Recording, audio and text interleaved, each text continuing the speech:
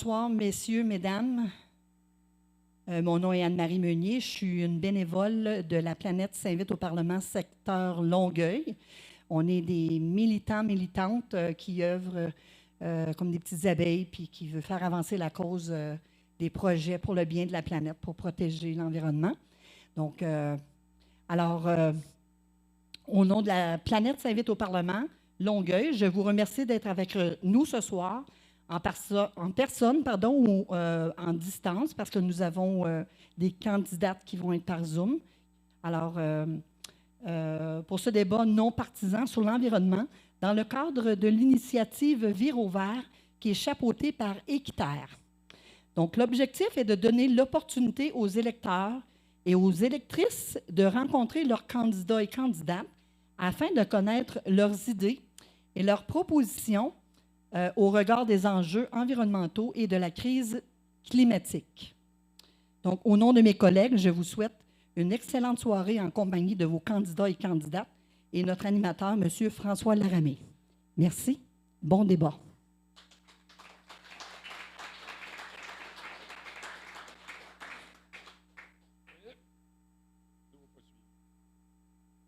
Bonsoir à tous, François Laramé. Moi, je ne fais pas partie de la ruche des petites abeilles. Je suis bénévole. On m'a demandé si je voulais accompagner et vous accompagner au cours de la soirée. Et je le fais avec plaisir bénévolement. On s'est déjà pratiqué, les candidates, la semaine dernière à la télé. Alors là, on est à la générale ce soir. Je vous demanderai, cela dit, évidemment, sur mon carton, c'est marqué « Respect du temps alloué ». Je sais que vous avez déjà pratiqué à plusieurs reprises. Je sais aussi que pour vous guider à l'avant, il y a une bénévole qui a des cartons jaunes, des cartons rouges. Alors, ça va vous indiquer. Et ça va vous guider aussi dans le temps que vous avez pour répondre aux questions, parce que je pense que vous avez plus ou moins 1 minute pour répondre à chaque question. Martine Ouellette, vous voulez prendre 2 minutes? Ça sera 2, il n'y a pas de problème. Pour notre auditoire, je vous présente aussi les candidats et les candidates qui sont avec nous ce soir. À ma gauche, directement, Alex Tirel, qui est le chef du Parti vert du Québec. Martine Ouellette, qui est chef aussi de Climat Québec. Un petit peu plus loin, on a Pierre Nantel, qui est au fond là-bas, candidat du Parti québécois. Émilie Nollet, qui est à ma gauche, on va la voir, qui est candidate pour le Parti libéral du Québec. Est-ce qu'il nous manque une personne? Pardon? En Zoom? Oui, en Zoom, c'est vrai. On a deux candidates qui sont aussi en Zoom avec nous et avec vous ce soir. Il s'agit de Shirley Dorismont, qui est la candidate de la coalition Avenir Québec, et de Mme Shopika Vetiana Tassarma. Je l'ai eu parce que la dernière fois, je faisais une blague puis je disais ça serait plus simple si on l'appelait Lise Tremblay, mais c'est Vetiana Tassarma qui est la candidate de Québec solidaire. Alors, je vous souhaite une bonne soirée, un bon débat ou surtout de bonnes allocutions de la part de nos participants ce soir. On va commencer avec la question numéro 1, si vous le voulez bien, tout de suite, d'entrée de jeu. Non, on ne commence pas avec la question numéro 1 parce que vous avez une présentation de 2 minutes avant la question numéro 1. Il y a un tirage au sort qui a été fait juste avant et justement, ce fameux sort a déterminé que c'est M. Tirel qui débutait la présentation des candidats-candidates. M. Tirel, à vous la parole. Merci à tout le monde pour l'opportunité de venir débattre des sujets environnementaux ce soir. C'est ma 11e campagne pour l'Assemblée nationale et je peux vous dire que c'est la première fois qu'on a un débat qui est dévoué entièrement à l'environnement. Je suis chef du Parti vert du Québec depuis 2013. J'ai été élu à ce poste-là à l'âge de 25 ans. Sous mon leadership, le Parti vert a adopté un programme éco-socialiste qui met de l'avant l'environnement, mais aussi la justice sociale, des politiques sur tous les enjeux. Dans cette élection partielle-ci, le point focal de ma campagne, c'est d'éviter une guerre avec la Russie. Je trouve qu'il n'y a pas assez de voix anti-guerre en politique et c'est ce que je représente.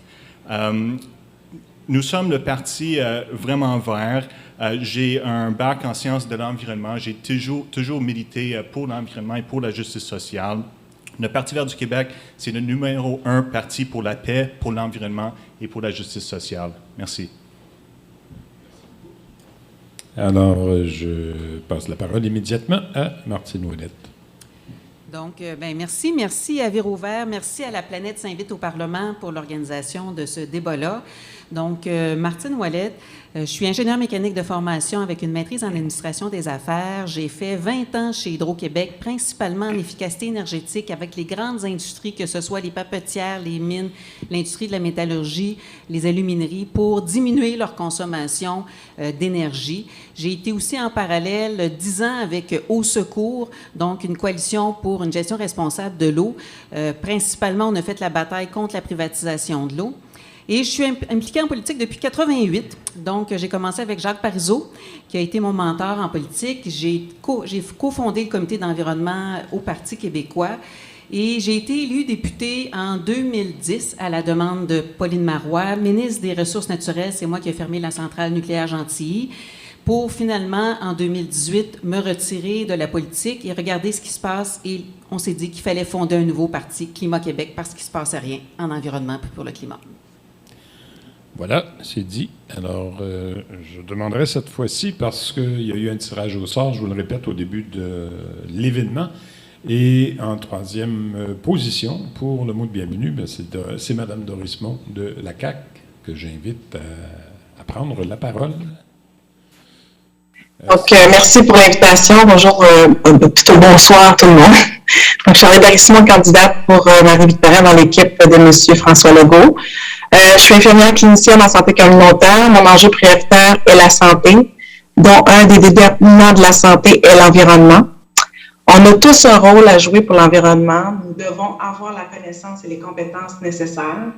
Donc, j'ai 20 ans d'expérience en promotion et en prévention de la santé. J'ai le leadership, l'expertise et l'expérience pour le faire.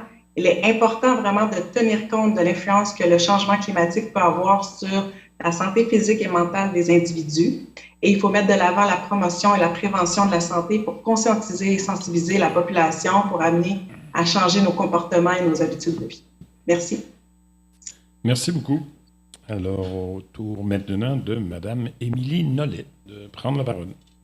Bonsoir tout le monde. Merci beaucoup pour l'invitation. Merci pour l'organisation de l'événement également. De mon côté, je suis chercheure postdoctorale sur les questions de leadership inclusif, puis je suis aussi entrepreneur. Donc, je me spécialise sur les questions de sécurité alimentaire. J'ai déjà mis sur pied par le passé, j'ai cofondé une organisation qui fait de l'aquaponie. Ça, c'est un système de production alimentaire en circuit fermé qui combine l'aquaculture et l'hydroponie. C'est un exemple de meilleure pratique en économie circulaire. Puis le but, c'était vraiment de contribuer à la sécurité alimentaire de différentes communautés. Alors voilà, j'ai une expérience entrepreneuriale en ce sens. J'ai décidé de joindre un parti qui a pris un virage environnemental, qui a vraiment décidé que c'était le temps de faire un renouveau, d'adopter une valeur au niveau de l'environnement et de la lutte contre les changements climatiques et qui souhaite que chacune des décisions soit prise avec le prisme de l'environnement. Merci de m'accueillir ce soir. Merci beaucoup. Au tour maintenant de Pierre Nantel, candidat du Parti québécois. Monsieur Nantel, à vous la parole. Merci, M. Leramé. J'aimerais effectivement remercier les gens de Véro Vert, les gens de La Planète s'invite au Parlement Longueuil. J'ai, à mon sens, peut-être pas les formations universitaires pour appuyer ce que je vais dire, mais par contre, je suis père de famille et j'ai 2 filles et qui m'ont sensibilisé à la question climatique, particulièrement ma plus jeune qui est ici. C'est sa pancarte qu'on a traînée souvent dans des manifs qui est à côté de moi. Je me suis engagé corps et âme dans la question du climat. Lorsque j'étais député fédéral à Ottawa pendant 2 mandats, j'ai tenté, entre autres, de regrouper les 4-5 partis autour de la question et ça a été un échec parce qu'évidemment, les libéraux voulaient garder le monopole de la vérité et les conservateurs n'ont jamais voulu entendre parler du réchauffement ou de la crise climatique maintenant qu'on en parle tel. J'ai aussi eu la chance de créer la coalition des élus de la Rive-Sud pour l'électrification des transports. C'est une priorité, je pense, de travailler tout le monde ensemble. C'est malheureux que cette question demeure une question partisane. C'est une question de survie de l'humanité sur la planète. Je remercie donc évidemment tout le monde ici. Puis si on n'y arrive pas, sortons les casseroles comme on l'a fait à l'hiver 2019-2020.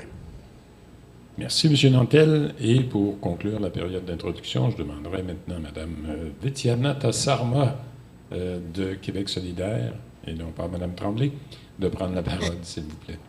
Bonjour, M. Laramé. Très Bonjour. contente de savoir que vous l'avez bien eu, mon nom de famille. Merci beaucoup à tout le monde qui a organisé ce débat, la planète Invite à Longueuil, Véro Vert également. Je suis très contente de voir. Bonjour aussi à tout le monde qui nous suit, soit à distance, soit en personne. Je me présente, je suis Vityanata Sarma, étudiante en mathématiques appliquées, didactique des mathématiques, puis aussi jeune femme qui est réellement préoccupée pour savoir si on va avoir une planète qui a de l'allure pour nos prochaines générations, puis si on va avoir un environnement dans lequel on va pouvoir continuer à débattre de tous ces enjeux de société-là dont on parle souvent. J'ai bien hâte de discuter avec vous justement des différentes propositions que Québec solidaire et moi proposons. Je pense que c'est vraiment le temps qu'on laisse de côté la partisanerie, la chicane, puis qu'on mette de l'avant la collaboration entre les différents paliers pour justement régler cette crise qui est très préoccupante, disons-le. Donc, merci beaucoup, puis au plaisir de discuter avec vous. Merci beaucoup. Alors, on va passer à la période de questions. Il y a 7 questions qui vont vous être adressées. Il y a eu un ordre qui a été déterminé pour répondre aux dites questions. Il ne devrait pas, en principe, des questions qui ne devraient pas susciter de débat, mais si jamais vous avez des commentaires à faire, vous pourrez l'inclure dans vos réponses aux questions. La question numéro 1 porte sur l'eau. Lors des périodes de pénurie d'eau, les citoyens sont au cœur des mesures restrictives d'utilisation d'eau, alors qu'au Québec, seulement 30 % de l'eau est utilisée à la maison. La question est la suivante. Quelles mesures mettriez-vous en place auprès des industries, commerces et institutions du Québec afin de prévenir les pénuries d'eau dans les municipalités et dont les impacts, c'est les citoyens? Et le premier à répondre est Pierre Nantel. Bien, je pense que c'est une question très pertinente. On a vu plusieurs fois dans l'actualité la question du côté de Longueuil, du parc industriel de Longueuil, une utilisation abusive de l'eau potable. C'est quand même incroyable de penser à quel point on peut utiliser de l'eau potable lorsqu'on a besoin d'eau tout court. Évidemment, à ce sujet, je pense que la collaboration avec le gouvernement ou la ville de Longueuil, dans ce cas-ci, demeure évidemment prioritaire. Il faut leur apporter le financement requis pour les infrastructures d'eau. On parlera des eaux usées tout à l'heure. On sait que c'est un grave problème du côté de Longueuil, mais au niveau de l'eau potable, il y a certainement une grande amélioration qui doit être faite. Évidemment aussi, quand on parle de l'eau, qui est une richesse incroyable, que le Québec a 3 % des réserves d'eau mondiales, mais ce n'est pas une raison pour la gaspiller comme on le fait. Ce n'est pas non plus une raison pour la laisser sortir en exportation par des compagnies privées pour lesquelles on devrait augmenter, évidemment, la redevance. L'Ontario, d'ailleurs, a une bien meilleure redevance sur son eau embouteillée que le Québec. Et je terminerai en terminant en vous disant que je m'inquiète beaucoup relativement à nos amenées d'eau potable, l'eau potable qui arrive du fleuve Saint-Laurent et qui, de là, est influencée par ce qui se passe dans la rivière des Outaouais. On se rappellera qu'il y a 2 gros pipelines importants qui sont là. Le fameux pipeline qui s'est manifesté dans les glissements de terrain du côté de Saint-Lazare et dont la compagnie a très légèrement fait son entretien. On peut s'inquiéter de la conduite sous la rivière des Outaouais dans le lac Saint-François. Et on peut aussi s'inquiéter du pipeline 9B, Enbridge, qui traverse la rivière des Outaouais, qui passe de Saint-André d'Argenteuil à Cap-Fortune, à Pointe-Fortune, qui en fait c'est l'inverse, part de Pointe-Fortune à Saint-André d'Argenteuil, qui n'est toujours pas encastré dans un tunnel de béton. Matière à inquiétude, puisque aujourd'hui, Enbridge, lorsque la gouverneure du Michigan parle de son inquiétude face à la ligne 5 qui n'est pas encastrée dans du ciment, la proposition de Enbridge, c'est de l'encastrer dans un tunnel de béton. On n'a pas ça, et on peut s'en inquiéter, d'autant plus que la section qui traverse la rivière des Prairies, la rivière des Mille-Îles, elle, est dans un tunnel de béton. Je pense que, je vous invite d'ailleurs à aller voir les questions que j'ai posées au vérificateur général à ce sujet, au conseil privé du premier ministre, au sujet du Bureau de la sécurité des transports. Je n'ai eu que des réponses très, très, très, très évasives à ce sujet. Merci. Merci, M. Nantel. Le sort avait déterminé qu'en deuxième position, ça devait être Anne Casabonne du Parti conservateur qui réponde à la question, mais Mme Casabonne a décliné l'invitation il y a quelques minutes, là, juste avant l'événement de ce soir. Alors, ce sera Martine Ouellette que j'invite à répondre à la même question. Merci, M. Laramé.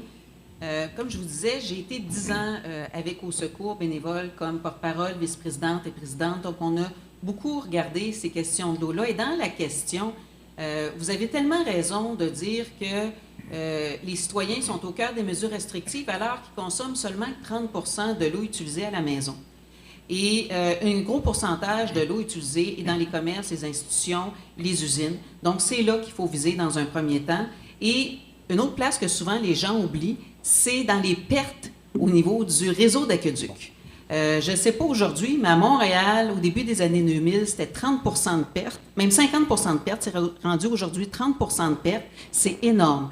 Donc, la première chose pour économiser l'eau, ce serait que la municipalité s'assure que son réseau est bien maintenu puis qu'il n'y ait pas de pertes à l'intérieur de son réseau. Et une des bonnes façons de faire ça, c'est d'installer des compteurs d'eau par quartier. Comme ça permet de monitorer l'eau pour s'assurer où va l'eau, c'est quoi la quantité qui part de l'usine d'eau potable, pour après ça, voir comment ça se distribue. Puis si à un moment donné, il y a des grosses quantités qui ne sont pas normales, bien là, on va investiguer. Et moi, je vous le dis tout de suite, au secours, et lorsque j'étais au Parti québécois, je me suis vraiment travaillé contre la privatisation de l'eau. Le Parti québécois, imaginez-vous donc, sous Lucien Bouchard, en 97-98, a voulu privatiser l'eau à Montréal avec les grosses multinationales. Il a fallu faire une bataille épique pour les empêcher. Et je vous le dis, moi, ça a été ma première bataille citoyenne que j'ai faite à l'intérieur du Parti québécois, mais en collaboration avec Au Secours, qui venait juste de se créer d'une initiative citoyenne. Le pouvoir citoyen, il est énorme. Il est plus fort que le pouvoir de l'argent. C'est un secret bien gardé parce qu'ils ne veulent surtout pas qu'on l'exerce trop parce qu'on deviendrait trop fort. Donc, moi, je vous invite à l'exercer le plus possible. Et je peux vous le dire, comme ministre des Ressources naturelles, j'ai vu une étude qui est sortie par une grosse firme de consultants internationale. La plus grosse menace pour les minières, ce n'était pas la spéculation, le cours des métaux, ce n'était pas les catastrophes naturelles, c'était la volonté populaire de pouvoir empêcher un projet. Et ça, c'était partout à travers la planète. Donc, oui, il faut protéger notre eau et il faut viser, premièrement, les commerces, les institutions et s'assurer qu'ils ont des procédés économiseurs d'eau. Merci beaucoup. Alors, je demanderai maintenant à Mme Shirley Dorismont de la Coalition Avenir Québec de répondre aussi à la question. Donc, pour nous, l'eau est vraiment un enjeu prioritaire pour notre gouvernement et les actions ont été nombreuses. L'eau est primordiale pour l'état de santé des citoyens. Le ministre de l'Environnement a notamment mis en place le Forum sur l'eau qui réunit une brochette d'acteurs impliqués sur cet enjeu. Le premier rapport sera déposé en juin, qui s'en vient. Nous avons aussi créé un comité dans le cadre du Forum sur l'eau qui a le mandat de penser et réfléchir à des actions en lien avec la pénurie d'eau. Il faut savoir aussi également que c'est sur notre gouvernement qu'un réseau de capteurs d'eau a été installé afin d'avoir des données sur l'eau en surface, ce qui permet vraiment d'avoir une projection des enjeux selon les régions. Notre ministre de l'Environnement travaille également à trouver des solutions avec les autres partenaires sur les enjeux de l'eau, notamment pour l'aspect agricole. Et l'autre chose comme enjeu, c'est de l'eau. Ça mérite aussi des actions concertées avec l'ensemble des acteurs de la société, notamment les citoyens et les municipalités. Donc, dans ce sens-là, le gouvernement agit vraiment. Merci. Merci à vous. Madame Nollet, Émilie Nollet du Parti libéral. Oui. Donc, j'aimerais dire d'emblée que le gouvernement actuel a rejeté un amendement que l'opposition officielle voulait mettre de l'avant par rapport au fait de vouloir mettre à jour régulièrement les redevances sur l'eau. C'est vraiment très important compte tenu du fait que, justement, quand on pense à l'Ontario, qui a des redevances 7 fois plus élevées, M. Nantel en parlait tout à l'heure, puis il y a des endroits dans le monde qui sont encore plus ambitieux dans les questions de redevances au niveau de l'eau. Donc, il y a des pays comme l'Italie qui demandent 2 000 $ par million de litres. C'est quand même beaucoup. De notre côté, on a des montants qui sont beaucoup, beaucoup plus modestes. Donc, il faut faire ça. Donc, je veux profiter du fait que ce soit un débat non partisan pour dire que oui, je suis d'accord avec des choses qui ont été mentionnées par les autres candidats. J'aimerais rajouter un point de vue complémentaire aussi. Les entrepreneurs, c'est pas toujours facile. Ayant été entrepreneur, il y a énormément de responsabilités, puis c'est pas toujours évident pour les entrepreneurs de connaître toutes les technologies. Il Il y a beaucoup de gens qui sont bien intentionnés. Il y a beaucoup d'entreprises qui sont 5 employés et moins. C'est pas toujours facile. Et il y a des initiatives qui pourraient être citoyennes pour permettre aux gens d'apprendre à consommer moins d'eau. Par exemple, de voir, y aurait-il possibilité, par exemple, d'encourager les citoyens à préserver l'eau à la maison, de gagner des coupons pour leurs économies pour pouvoir acheter des produits écologiques locaux et ensuite de transférer les connaissances aux entreprises sur les lieux du travail. Les gens ne sont pas 2 individus séparés à la maison et dans les entreprises. Puis je pense qu'on peut avoir une belle opportunité de transfert de connaissances dans la société pour s'assurer qu'il y ait une plus grande cohérence dans les différents milieux, dans la sphère privée, dans la sphère publique également, parce que moi, je rencontre des gens brillants qui ont plein de bonnes idées pour les économies d'eau et qui peuvent aussi les transférer au niveau des entreprises. Donc voilà, il y a plusieurs idées. Certaines d'entre elles sont également du côté du ressort des villes. On ne veut rien imposer aux villes, mais on veut dire qu'on va être présent, qu'on va être là, qu'on va être à l'écoute et qu'on va soutenir parce que l'eau est une ressource absolument essentielle, spécialement dans un contexte de changement climatique. On se doit de la préserver parce qu'elle va permettre aussi de faire pousser les aliments. Donc, assurons-nous de la préserver. Merci. Merci beaucoup, Mme Nollet. Alors, au tour de Mme Vétiana Tassarma de répondre à la même question. Oui. Donc, comme on le mentionnait plus tôt, le Québec, ça représente à peu près 3 le Québec, c'est 3 de l'eau douce renouvelable mondiale. C'est quand même pas rien. Puis, ça représente 130 000 cours d'eau également. Donc, c'est à la fois une chance puis un privilège. Puis, je pense que c'est le temps aussi qu'on s'en rende compte. Puis, qu'on s'assure aussi que toutes les parties prenantes respectent cette ressource. Puis, ça commence en reconnaissant le droit fondamental à l'eau et aussi à l'assainissement. D'ailleurs, en 2017, notre co-porte-parole, Manon Massé, a déposé un projet de loi pour permettre justement aux maires de protéger l'eau potable de leur communauté. Donc, il s'agit d'un projet de loi donnant aux municipalités les outils légaux pour pouvoir décider de leur développement, de protéger et servir leur population et aussi de mettre fin à la préséance des droits miniers, pétroliers et gaziers sur les eaux d'usage du territoire.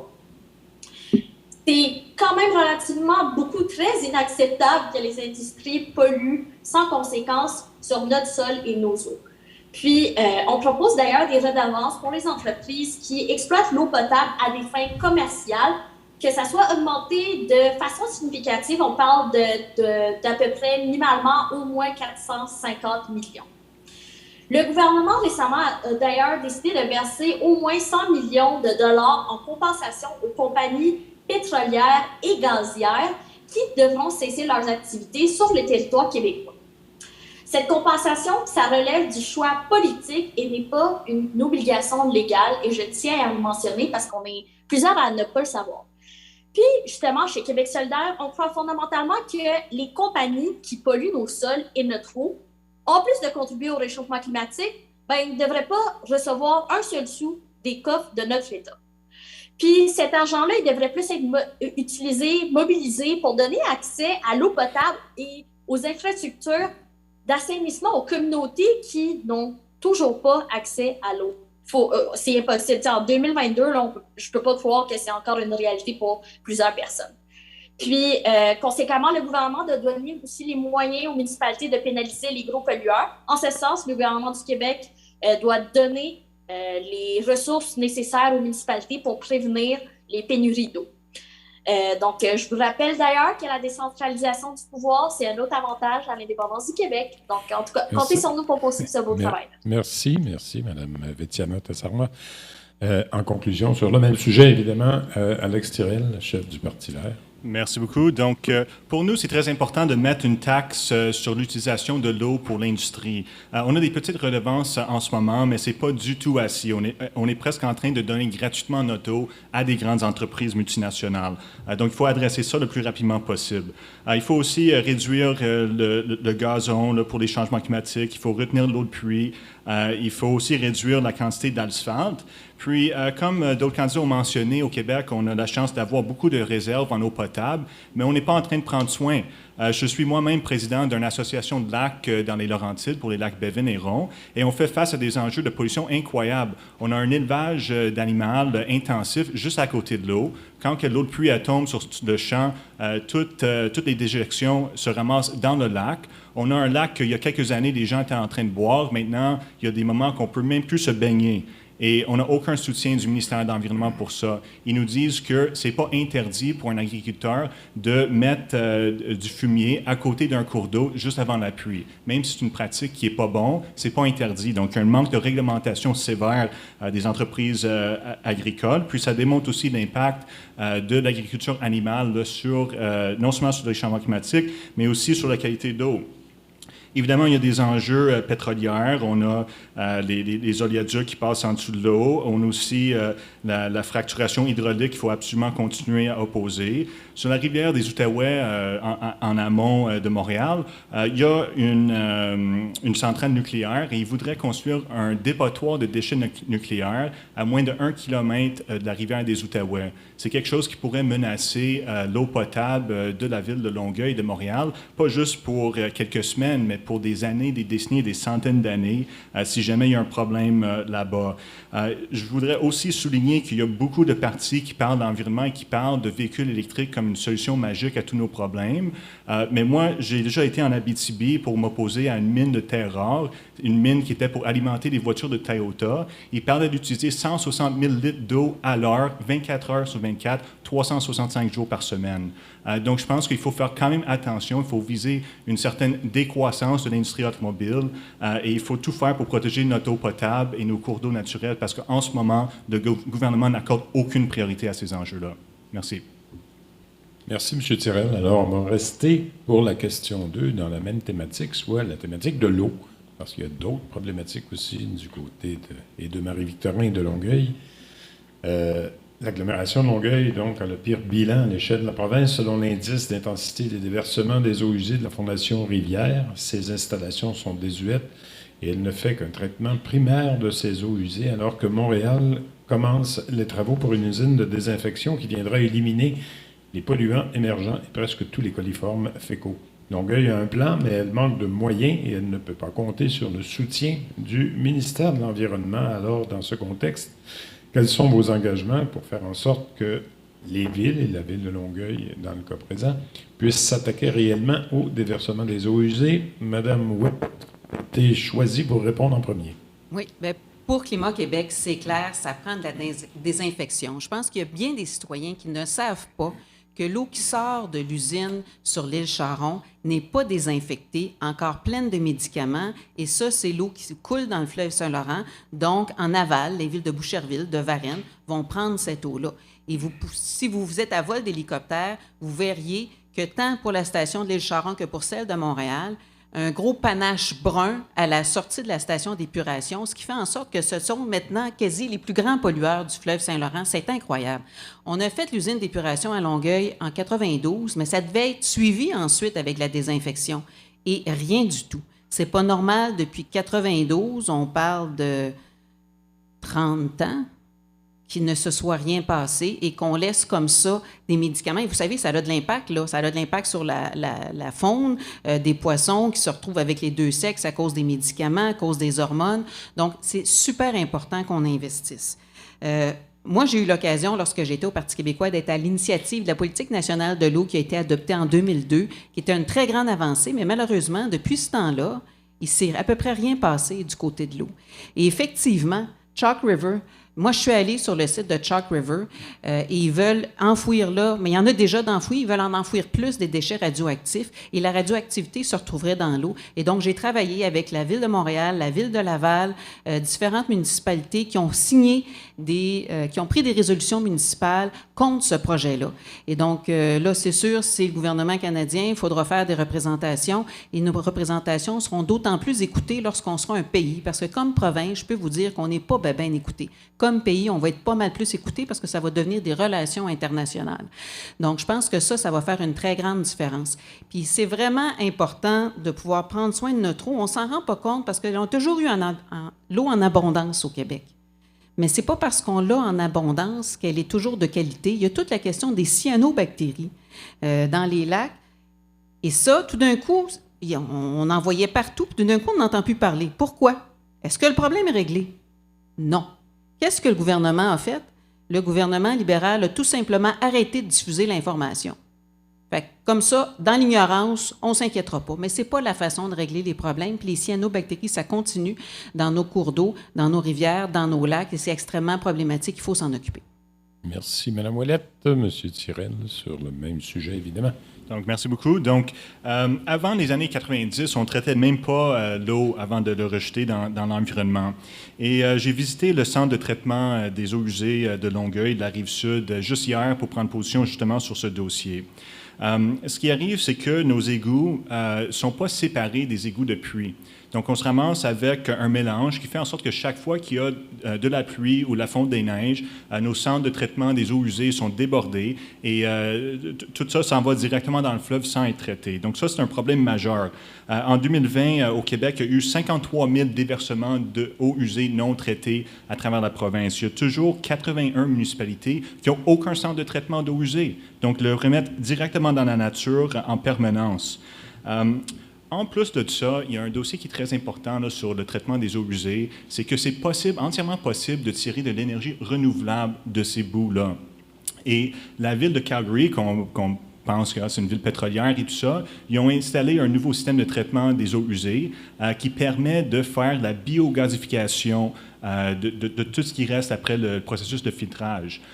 Ici, à Longueuil, on est en train de brûler des énergies fossiles pour incinérer tout ce qui reste. Donc, non seulement on consomme du pétrole, mais on est en train de tourner le dos sur une source d'énergie renouvelable à grande quantité là, qui pourrait être utilisée.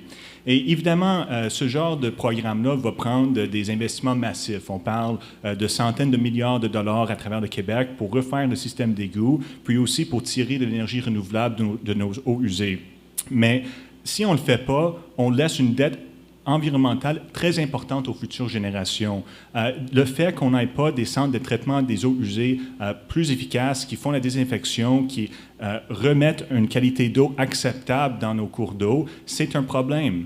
Donc, il faut faire ces investissements-là maintenant. C'est une question de justice intergénérationnelle. C'est peut-être pas l'enjeu qui est le plus central pour beaucoup de gens, parce que les égouts, c'est en dessous des routes. Puis quand on fait de la construction, ça fait des bouchons. Puis des fois, le monde sont contre la construction. Mais il faut absolument prendre le temps, l'énergie et l'argent pour investir dans nos systèmes de eau traitée, pour tirer de l'énergie renouvelable. Et un gouvernement du Parti vert du Québec ferait ça comme priorité. Merci beaucoup. Merci, M. Tirel. Alors, au tour de Pierre Nantel de répondre à la même question. Bien, je pense que c'est une excellente question. La preuve, c'est que tout le monde a de bonnes idées et c'est pour ça qu'on évoque souvent à quel point il faut travailler ensemble sur les questions environnementales.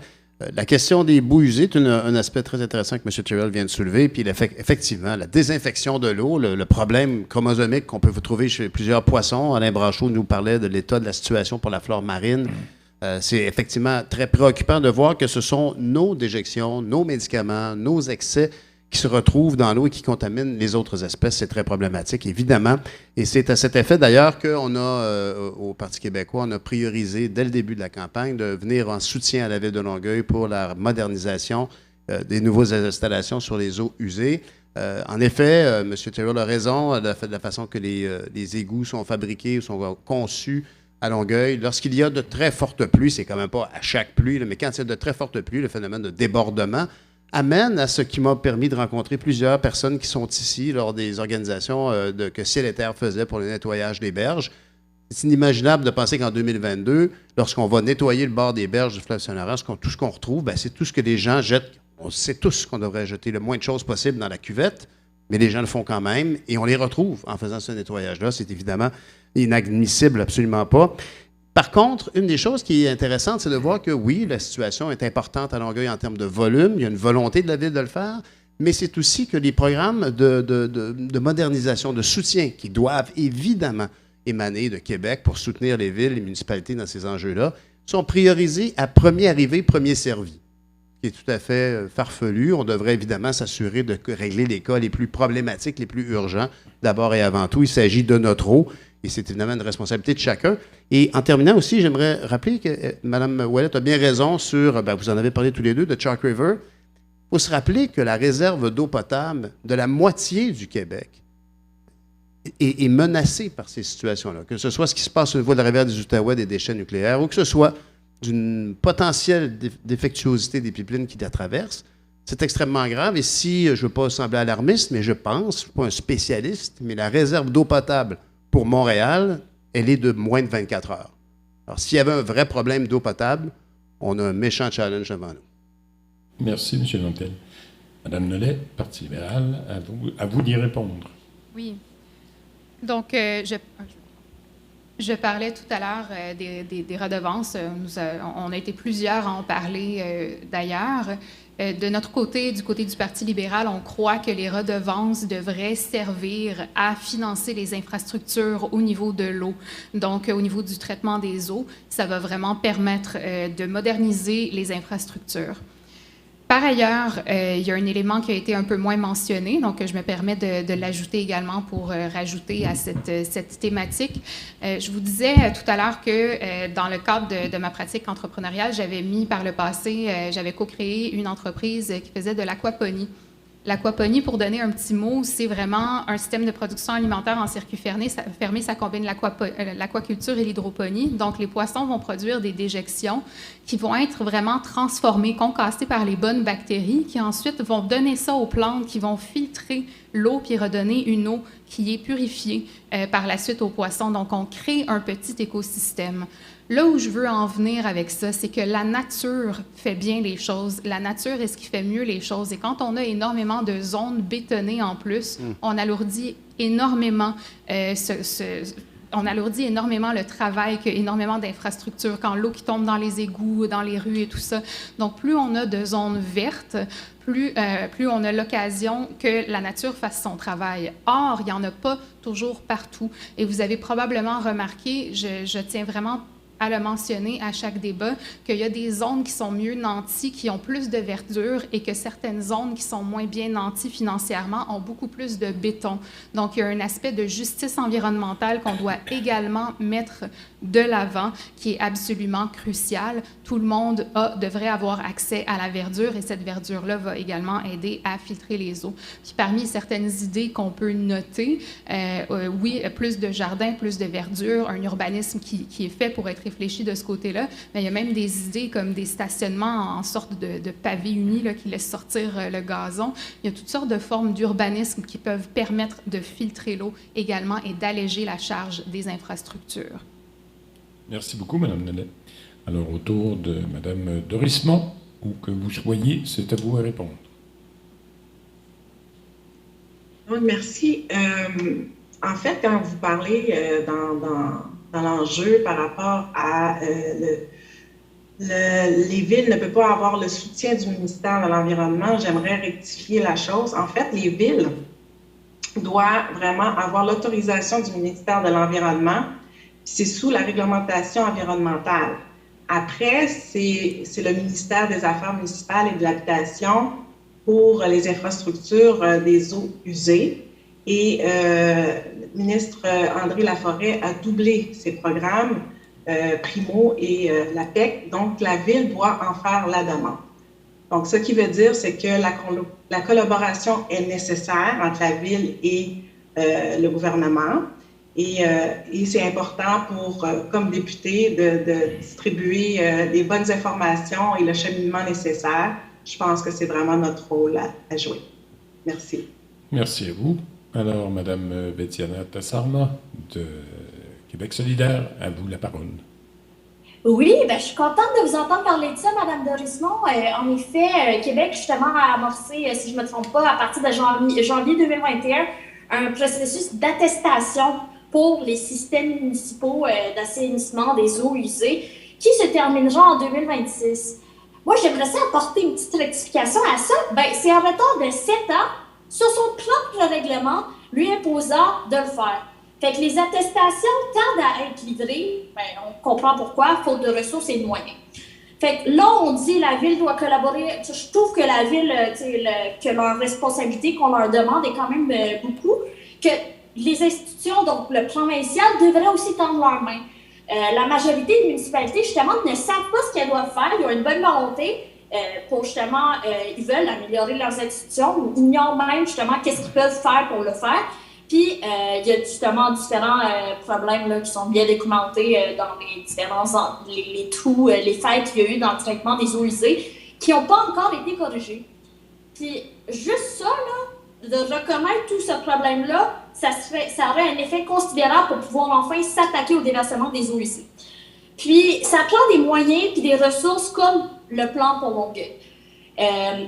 Mais il ne faut pas oublier qu'il faut vraiment complémenter le tout, qu'il faut aussi favoriser la recherche puis la formation, notamment auprès du gouvernement de proximité, dont la ville. Donc, il faudra ajouter du financement. Puis je pense vraiment que les villes sont majoritairement d'une bonne volonté, comme je vous le mentionnais, mais si tu n'as pas les moyens, c'est normal que tu n'en fasses pas assez.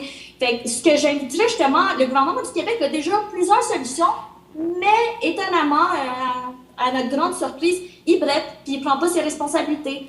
Donc ça serait déjà quelque chose de plus à faire. Puis il faut justement concerter, collaborer, échanger avec nos différents gouvernements, puis qu'on arrête justement le niaisage de communication. Puis ça, je pense, Mme de Russemont, vous pourrez passer un beau petit message à M. Charette qui semble vraiment en panne d'inspiration pour savoir qu'est-ce qu'on peut faire de plus pour protéger l'environnement. Merci beaucoup. Alors, ça nous permet de passer à la question numéro 3, qui est en lien avec les matières résiduelles. En préambule, malgré le fait que la réduction à la source soit l'axe prioritaire de la politique québécoise de gestion de matières résiduelles, la qualité de matières éliminées au Québec a augmenté au fil des années.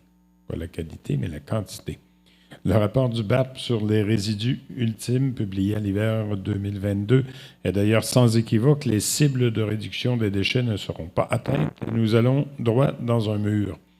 Le recyclage n'est pas une solution miracle. Il faut prioriser la mise en place de mesures pour prolonger la durée de vie des objets existants, la fameuse obsolescence programmée, et réduire la qualité de matière et d'emballage utilisés. En ce sens, quels sont vos engagements pour arriver à réaliser ces objectifs? Madame Nollet, s'il vous plaît, du Parti libéral.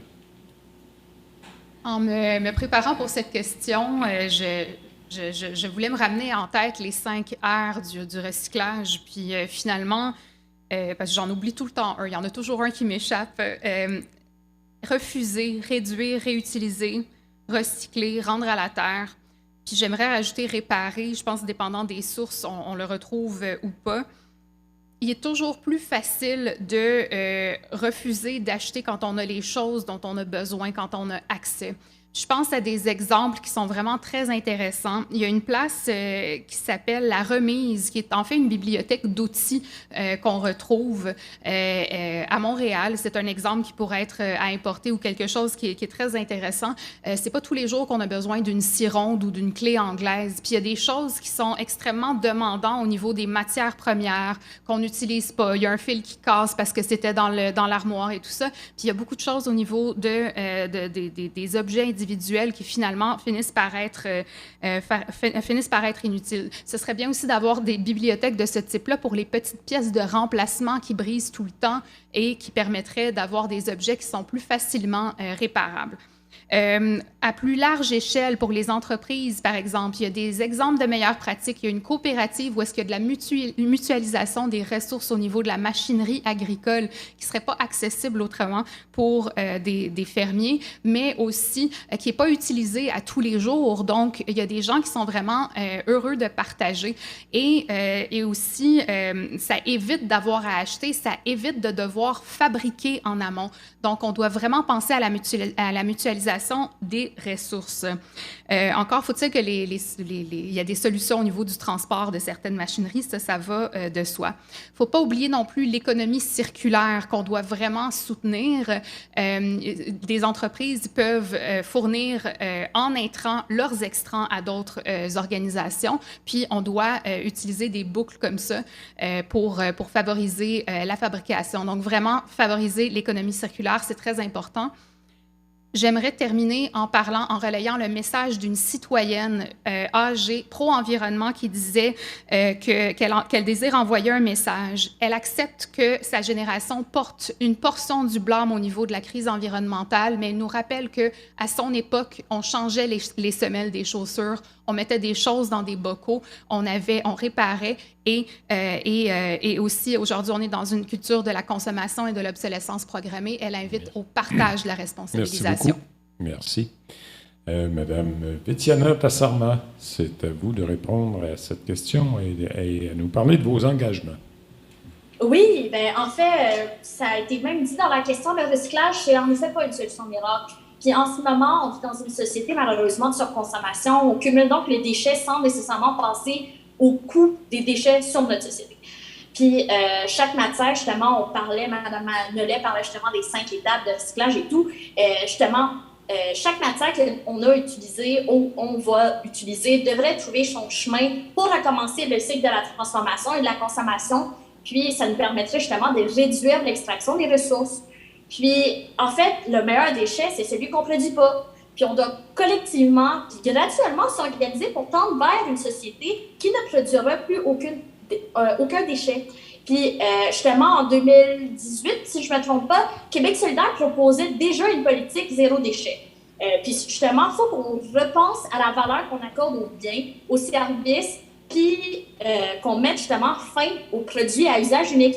Donc, justement, les sacs réutilisables, c'est un bon exemple pour les alternatives aux sacs jetables. D'ailleurs, Mme Nollet en parlait un peu plus tôt de l'économie circulaire. Québec solidaire, on proposait une loi cadre sur l'économie circulaire et l'obsolescence programmée. Puis, cette loi, justement, visait à limiter l'impact du cycle de la vie des objets de consommation. Puis, celle-ci aurait pu imposer notamment une garantie minimale de 10 ans sur la plupart des marchandises, ainsi qu'une une garantie de réparation là, à faible coût. Mais une loi comme celle-ci, ça aurait pu justement décourager l'utilisation des objets de plastique à usage unique. Bien, il y a eu un petit gain. La loi a été adoptée, mais finalement, c'était pas totalement ce qu'on avait initialement proposé. Fait que c'est bien, mais c'est pas totalement bien. Donc, il y a ce côté-là pour l'économie circulaire, le recyclage, mais il y a aussi le principe là, de pollueur-payeur. Donc, essentiellement, là, il y a une responsabilité sociale à prendre auprès des entreprises. Donc, il faut adopter des lois et des normes plus restrictives, mais aider les entreprises privées, coopératives ou d'État à réduire leur empreinte écologique. Merci. Je pense que il y a eu un carton. Oui, à la fin, il y a eu un carton. Mais vous avez respecté. Je passe la parole à Alex Tirel du Parti vert du Québec pour une réponse à son tour.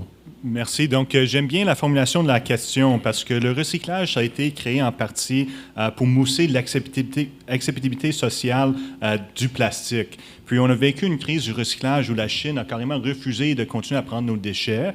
C'est incroyable. On consomme tellement de stock de la Chine que les bateaux arrivent pleins de containers avec du stock. Puis ensuite, ils retournent vides parce qu'on ne produit pas grand-chose ici. Donc, on a commencé à les stocker remplis de déchets. Ça a apporté une crise de recyclage. Fait que là, depuis ce temps-là, on est pris avec l'enfouissement. Il n'y a qu'un petit pourcentage de ce qui est mis dans le bac qui est réellement recyclé. Donc là, on voit qu'il faut réduire la source. Comment qu'on fait? Au Parti vert du Québec, on propose une série de propositions très concrètes et très faciles d'adapter. Par exemple, des tasses de café jetables. On en consomme des milliards par année. Nous autres, ce qu'on propose de faire, c'est d'avoir une tasse universelle. Donc, vous allez chez McDo, Tim Hortons, n'importe où, que ça soit la même tasse et que ça soit retournable sur un programme de dépôt-échange. Comme ça, les vendeurs de café vont être obligés de nettoyer ces tasses-là, les réutiliser. En ce moment, on dit, bien, on veut réduire le nombre de tasses de café, mais c'est quoi notre solution? De demander à chaque personne d'apporter de sa tasse de chez eux. Il y a beaucoup d'écologistes qui le font, mais si on veut que tout le monde adopte ça et qu'on n'utilise plus aucun tasse à usage unique, il faut mettre les moyens en place pour permettre aux gens de faire une transition facile sans les demander de faire trop d'efforts. Puis, ce même système de dépôt-échange-là, il peut être étalé pour toutes sortes d'affaires, que ce soit des contenants à l'épicerie, des mets pour emporter. Il y a tellement de possibilités de faire ça, mais ça prend du leadership du gouvernement. Parce que si on s'attend à ce que McDo le fasse pour eux, ils ont une tasse à leur marque à eux, puis Tim Hortons un autre, on va se ramasser avec toutes sortes de tasses, mais ça va être difficile d'utiliser. Fait que c'est là le rôle de leadership que le gouvernement doit mettre de l'avant. J'ai même parlé avec M. Benoît Charette, le ministre de l'Environnement, de cette idée-là. Il m'a répondu que ça serait bien trop cher, que ça coûterait 20$ la tasse si on ferait quelque chose comme ça. Mais coudonc, il faut avoir un peu de vision, là. Puis le gouvernement est capable de poser des gestes pour aider les gens à réduire. C'est une chose de parler du zéro déchet puis de réduction de plastique, mais si on n'a pas les moyens pratiques et concrets pour arriver à atteindre ces objectifs-là, on va continuer à tourner en rond comme on le fait depuis des années. Merci. Alors, Mme Ouellet, à vous la parole et à vous de nous parler de vos engagements. Oui, bien, merci. C'est clair que pour Climat Québec, il faut premièrement s'attaquer à la surconsommation. Donc, c'est assez incroyable au Québec. Je vais juste vous prendre l'exemple des bouteilles d'eau. Comment ça se fait qu'on vend des bouteilles d'eau alors qu'on a de l'eau au robinet de bonne qualité? Puis dans certains cas, pour ne pas les nommer, Dasani et Aquafina, c'est l'eau du robinet. Et les bouteilles de plastique, ça prend 1/3 de bouteille de pétrole pour faire la bouteille et 2 bouteilles d'eau pour faire la bouteille de plastique. Et ensuite, quand on a fini de boire l'eau, bien, ces bouteilles-là se retrouvent dans la nature. On en retrouve un peu partout, sur le bord du fleuve, on en retrouve un peu partout sur les terrains, dans les sites d'enfouissement et dans les océans. Il y a 2 îles de plastique dans les océans, des petits micros, et ça vient complètement tuer, étouffer les poissons, étouffer la faune, étouffer la flore. C'est incroyable. Comment ça se fait qu'on vend encore des bouteilles d'eau dans nos écoles, dans nos hôpitaux? Même en termes d'éducation, ça n'a pas de foutu de bon sens. C'est un exemple, mais ça vous illustre pour tout le reste. Ensuite, le suremballage, c'est clair. Et comment ça se fait que le recyclage au Québec, on fait tous notre effort, hein? Des fois, on dit les citoyens ne font pas leur effort. C'est pas vrai. On fait tous notre effort de recyclage. Puis où c'est que ça s'en va? Les avez-vous vu, les reportages, vous, que ça s'en va? Hey, ça s'en va souvent dans les sites d'enfouissement. Hein? C'est pas drôle pour l'effort qu'on fait. C'est pas normal que le gouvernement ne se sente pas responsable de s'assurer que ce qui est collecté soit vraiment recyclé. Et de recycler tout ensemble, mélanger le verre avec le papier. Moi, je le sais, quand j'étais chez Hydro-Québec, on avait des projets pour du papier recyclé, de faire du papier avec du papier recyclé. Et ils achetaient leur papier aux États-Unis. Pourquoi? Parce qu'ici, le papier était contaminé par la silice, c'est le verre brisé. Donc, ça venait briser les machines. Donc, de tout mélanger comme ça n'a pas été la bonne approche. Donc, je pense qu'il va falloir revoir ça pour s'assurer que ce qu'on met dans notre bac de recyclage soit vraiment recyclé. Donc, on a vraiment beaucoup de chemin à faire. Et ensuite, avec les sites d'enfouissement, une fois qu'on se rend jusque-là, bien, il y a du méthane qui sort des sites d'enfouissement. Le méthane est un gaz qui est 23 fois plus puissant que le CO2 sur 100 ans, mais ce que vous ne savez probablement pas, c'est qu'il est 85 fois plus puissant que le CO2 sur 20 ans. 85. C'est les 20 prochaines années qui sont critiques pour les changements climatiques. Il n'est pas normal qu'on ne fasse pas le captage de ce méthane-là, qui deviendra à ce moment-là du gaz renouvelé pour des niches très spécifiques. Merci, Mme Ouellette. Alors, c'est au tour de Mme Dorismont de la CAQ de répondre à la même question sur les engagements. On est tous d'accord du fait qu'il faut faire quelque chose. Donc, pour réduire la quantité des matières qui est envoyée dans l'enfouissement, le gouvernement a proposé 2 ambitions de réforme, celle de la consigne et celle de la consigne sélective. C'est vraiment 2 règlements qui avaient grandement besoin d'être modernisés. Ça faisait près de 30 ans qu'aucune réforme majeure n'avait été faite dans ces dossiers. Donc, la consigne actuelle serait d'élargir au contenant des boissons prêtes à boire de 100 ml à 2 litres inclusivement, qu'ils soient en plastique ou en verre ou en métal. Les contenants faits de multicolores seront, quant à eux, soumis à la consigne 2 ans après le déploiement du système. Pour l'élaboration de son règlement, non seulement le Québec s'est inspiré de la meilleure pratique du Canada et de l'international, mais il intègre également pour la première fois des objectifs locaux de valorisation des matières. Et ces objectifs permettront de consolider le développement de la filière des débouchés québécois. Et en modernisant le système de consigne, le gouvernement répond à l'une des préoccupations exposées tout récemment par le Bureau d'audience publique sur l'environnement dans son rapport sur la gestion des résidus ultimes, puisque la consigne modernisée permettrait d'éviter l'enfouissement de plus de 500 tonnes de matière chaque année à partir de 2030. Le nouveau système sera sur la responsabilité des entreprises qui mettent ces produits en marché selon l'approche de la responsabilité élargie des producteurs. Et ces entreprises seront tenues d'adhérer à un organisme de gestion désigné par Recyc Québec. Cet organisme sera responsable d'élaborer et de mettre en œuvre et financer le système, en plus d'atteindre les objectifs de récupération, de valorisation locale et de recyclage prescrits par le gouvernement. Et il devra également s'assurer que la population soit informée des modalités du système pour favoriser sa participation. Voilà. Merci beaucoup. Alors, en conclusion, les engagements de M. Nantel. Bien, de toute évidence, je pense qu'à peu près tout a été dit sur le sujet. Je pense que tout le monde est très conscient qu'on a un problème de volume avec nos déchets, avec notre recyclage, avec l'enfouissement excessif. C'est un sujet, en tout cas, je ne sais pas pour vous, mais pour moi, en tout cas, en tant que citoyen à Longueuil, à 24 ans, je pense que j'ai entendu parler de ça à peu près 10 fois. Et je suis toujours déçu de voir qu'en bout de ligne, comme le disait Mme Ouellette, très souvent, le recyclage est enfoui et c'est assez pitoyable. Il m'apparaît aussi clair que c'est un effort que tous les citoyens veulent faire. Les citoyens veulent participer, par exemple, à la collecte pour le compost. Les locataires aussi aimeraient ça, pouvoir participer à la collecte du compost. Dans les immeubles à logement, c'est plus compliqué d'avoir une compostière de groupe. Parce que je cherche même à Longueuil, il n'y en a pas. C'est chaque logement. Quand on habite dans un bloc, ça devient complexe. On peut louer ici, d'ailleurs, les efforts qui ont été faits par l'Université de Sherbrooke quand ils sont installés à Longueuil. Ils sont arrivés avec cette collecte sélective. C'était les pionniers, il y a environ 7 ou 8 ans, qui étaient là avec... on allait manger dans une chaîne alimentaire tout à fait connue. Et là, on devait séparer nos déchets de table, le papier, le recyclage et tout ça. Alors, ce sont des initiatives à suivre. Je pense aussi que, comme le disait Martine, tout le monde veut bien faire et je trouve que c'est très complexe et j'aimerais déposer, en tout cas, j'ai la chance d'être élu, j'aimerais déposer un projet de loi sur l'identification obligatoire des emballages, à savoir sur leur nature recyclable ou pas. Encore aujourd'hui, moi j'ai 58 ans, puis je regarde une affaire, puis je ne suis pas trop sur ça, je mets ça dans le recyclage ou pas? Et ce doute-là est grave. Parce que si on met cet élément d'emballage, on est d'accord, ça aussi là-dessus, je pense, on a du suremballage, ça demeure encore grotesque. Quand on achète 24 petites bouteilles d'eau Naya, là, c'est assez pitoyable. Et je préciserai aussi que Mme Ouellette évoquait, oui, bien sûr, que Mme Ouellette évoquait que les Dasani, puis c'est souvent de l'eau américaine qui arrive des systèmes d'eau potable de villes américaines, c'est assez incroyable. Toujours est-il que pour le client qui est là puis qui achète ça, ultimement, il va vouloir mettre ça, il va se demander ça va-tu au recyclage ou aux poubelles? Et là, dans un cas comme dans l'autre, on contamine et on gaspille. Si on jette cette matière recyclable parce qu'on a un doute, on gaspille le recyclage. Et si on la met dans le recyclage, on contamine notre recyclage, qui nous amène au premier point qui avait été évoqué par M. Terrell. Quand on envoie des ballots de matière recyclable à l'étranger puis qu'ils nous reviennent, il n'y a personne qui est fier de ça. C'est honteux. Alors, il faut travailler tout le monde ensemble là-dessus au plus vite. Merci, M. Nantel.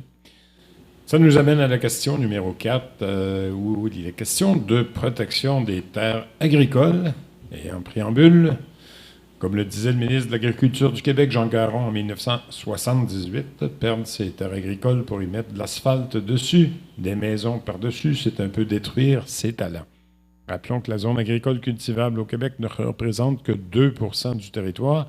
Elle est une ressource limitée, non renouvelable et déterminante pour l'avenir alimentaire des Québécois.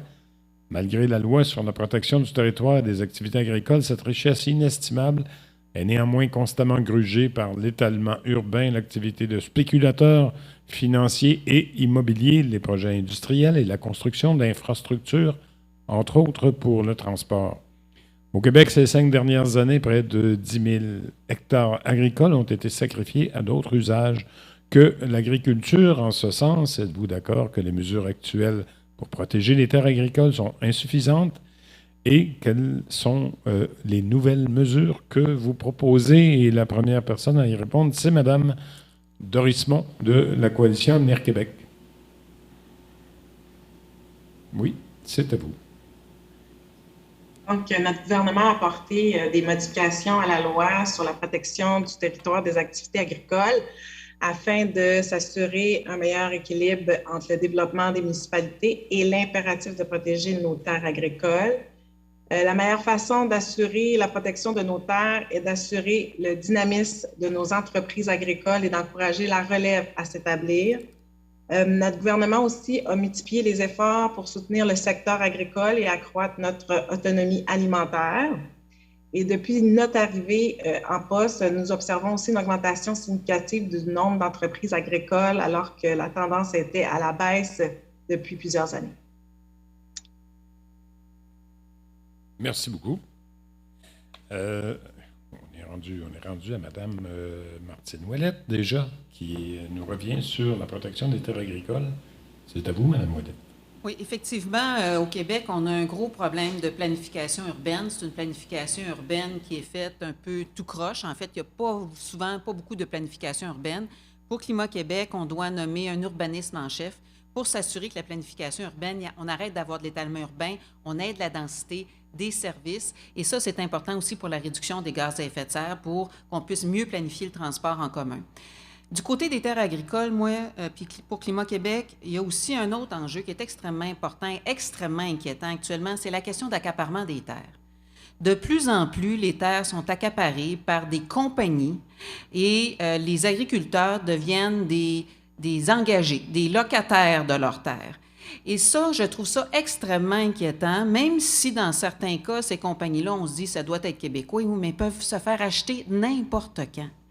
Et on sait, pour ne pas le nommer, qu'il y a un pays qui est la Chine sur la planète qui fait de l'accaparement des terres beaucoup en Afrique et qui a un œil sur le Québec parce qu'ils ont besoin de faire de l'agriculture pour l'alimentation de leur population.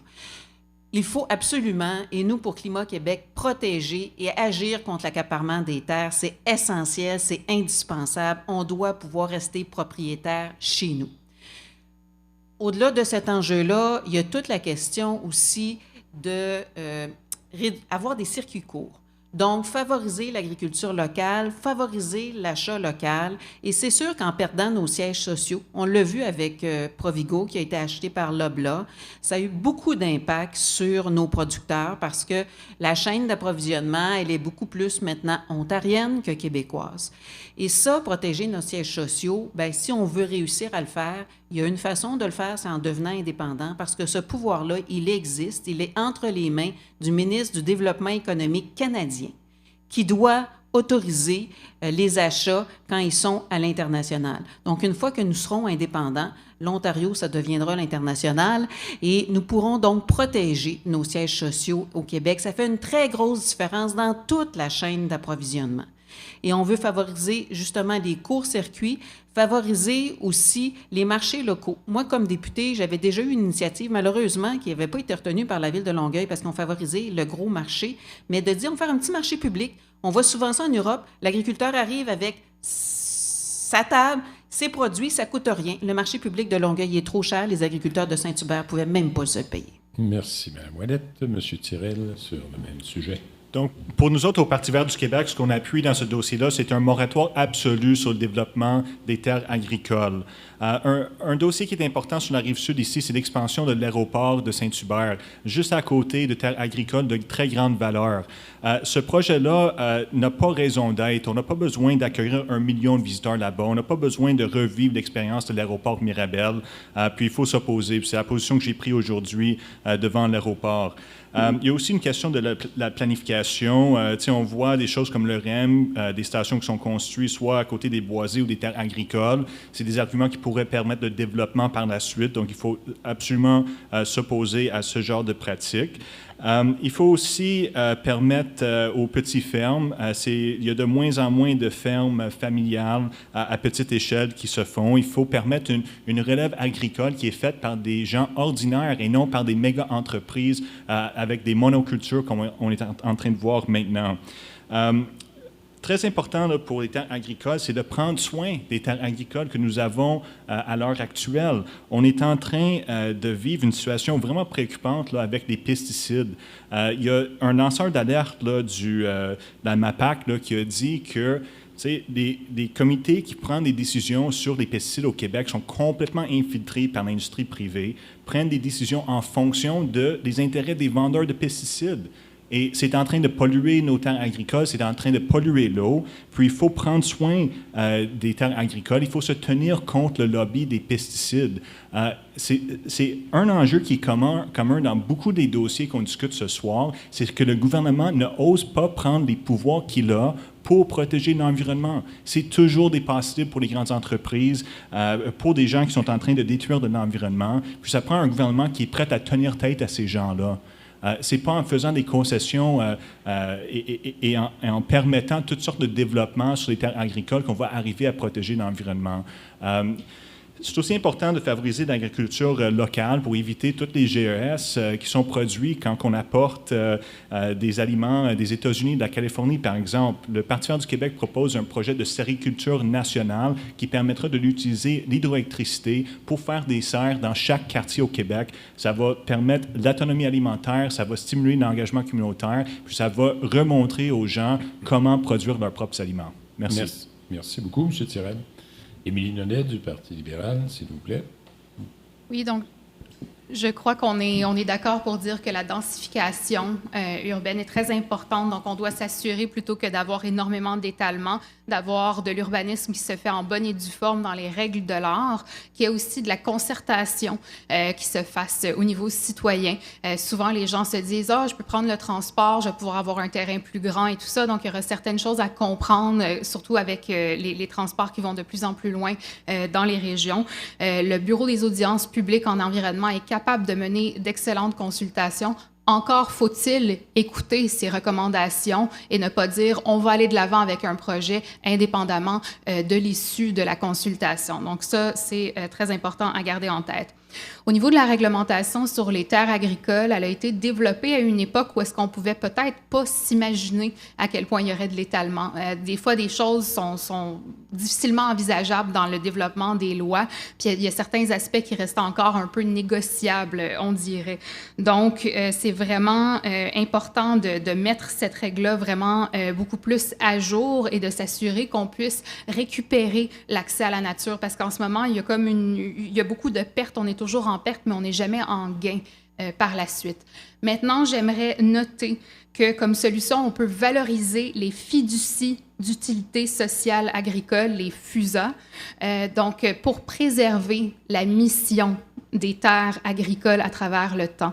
Les agriculteurs réussissent pas toujours à trouver de la relève, puis les terres agricoles sont rendues extrêmement coûteuses, extrêmement dispendieuses pour les jeunes qui pourraient avoir la vocation agricole. Donc, on a tout intérêt à s'assurer de préserver des terres, notamment celles qui sont à proximité des villes, pour faciliter les réseaux de proximité, les circuits courts, les points de chute, les marchés publics, l'agriculture soutenue par la communauté. Donc ça va être extrêmement important de préserver ces terres agricoles-là à travers le temps.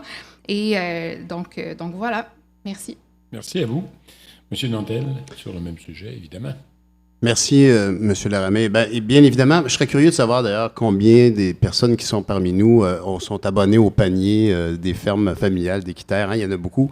Puis effectivement, on voit bien à quel point ça répond à un besoin de la souveraineté alimentaire.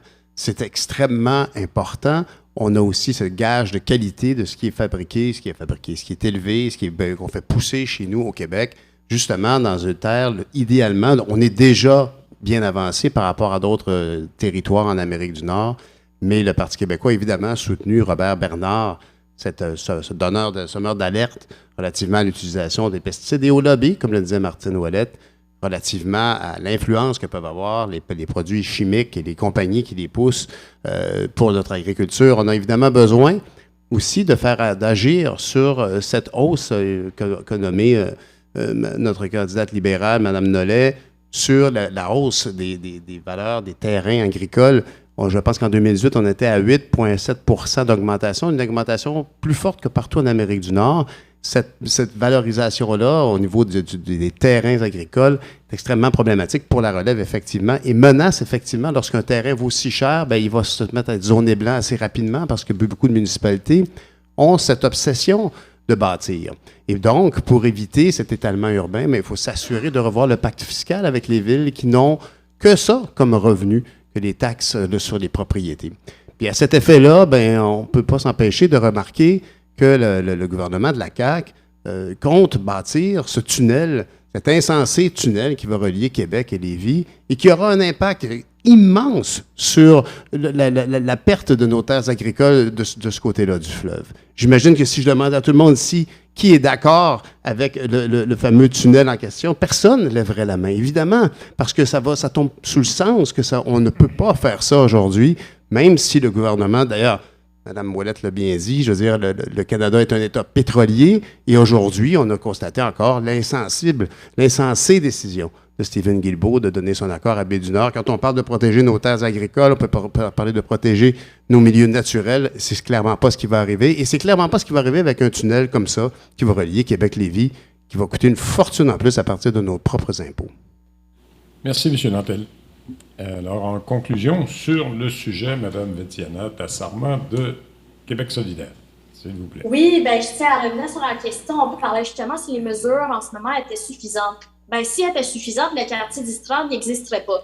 Un petit rappel historique, le quartier 10-30, c'est un centre commercial à ciel ouvert qui s'est construit sur 850 000 hectares. Non, pas hectares, excusez-moi. 850 000 mètres carrés d'anciennes terres agricoles. Puis évidemment, il n'y a aucun accès de transport en commun, puis il n'y a aucune manière de s'y rendre à moins qu'on a une auto. Puis ensuite, on a commencé à construire des condos à côté, des belles grosses tours à condos, toutes neuves. Puis ben, il n'y avait pas plus de transport en commun, puis encore moins de logements sociaux. Puis là, surprise, on parle d'un transport en commun. Là, la CAQ, elle veut parler d'un REM qui relie ce quartier-là à Montréal, malgré la Commission, justement, de protection du territoire agricole du Québec, qui ont justement sorti différents arguments avancés par le promoteur du REM privé pour justifier l'emplacement de la station terminale de la Rive-Sud en zone agricole. Encore une fois, le béton a gagné sur les terres agricoles, puis c'est effrayant quand on y pense. Puis concrètement, on a des mesures qui devraient être mises de l'avant, notamment interdire l'achat de terres agricoles par des investisseurs privés, créer un registre public où les renseignements entourant une transaction de terres agricoles seraient disponibles, adopter évidemment des politiques d'aménagement du territoire durable, notamment pour favoriser la souveraineté alimentaire.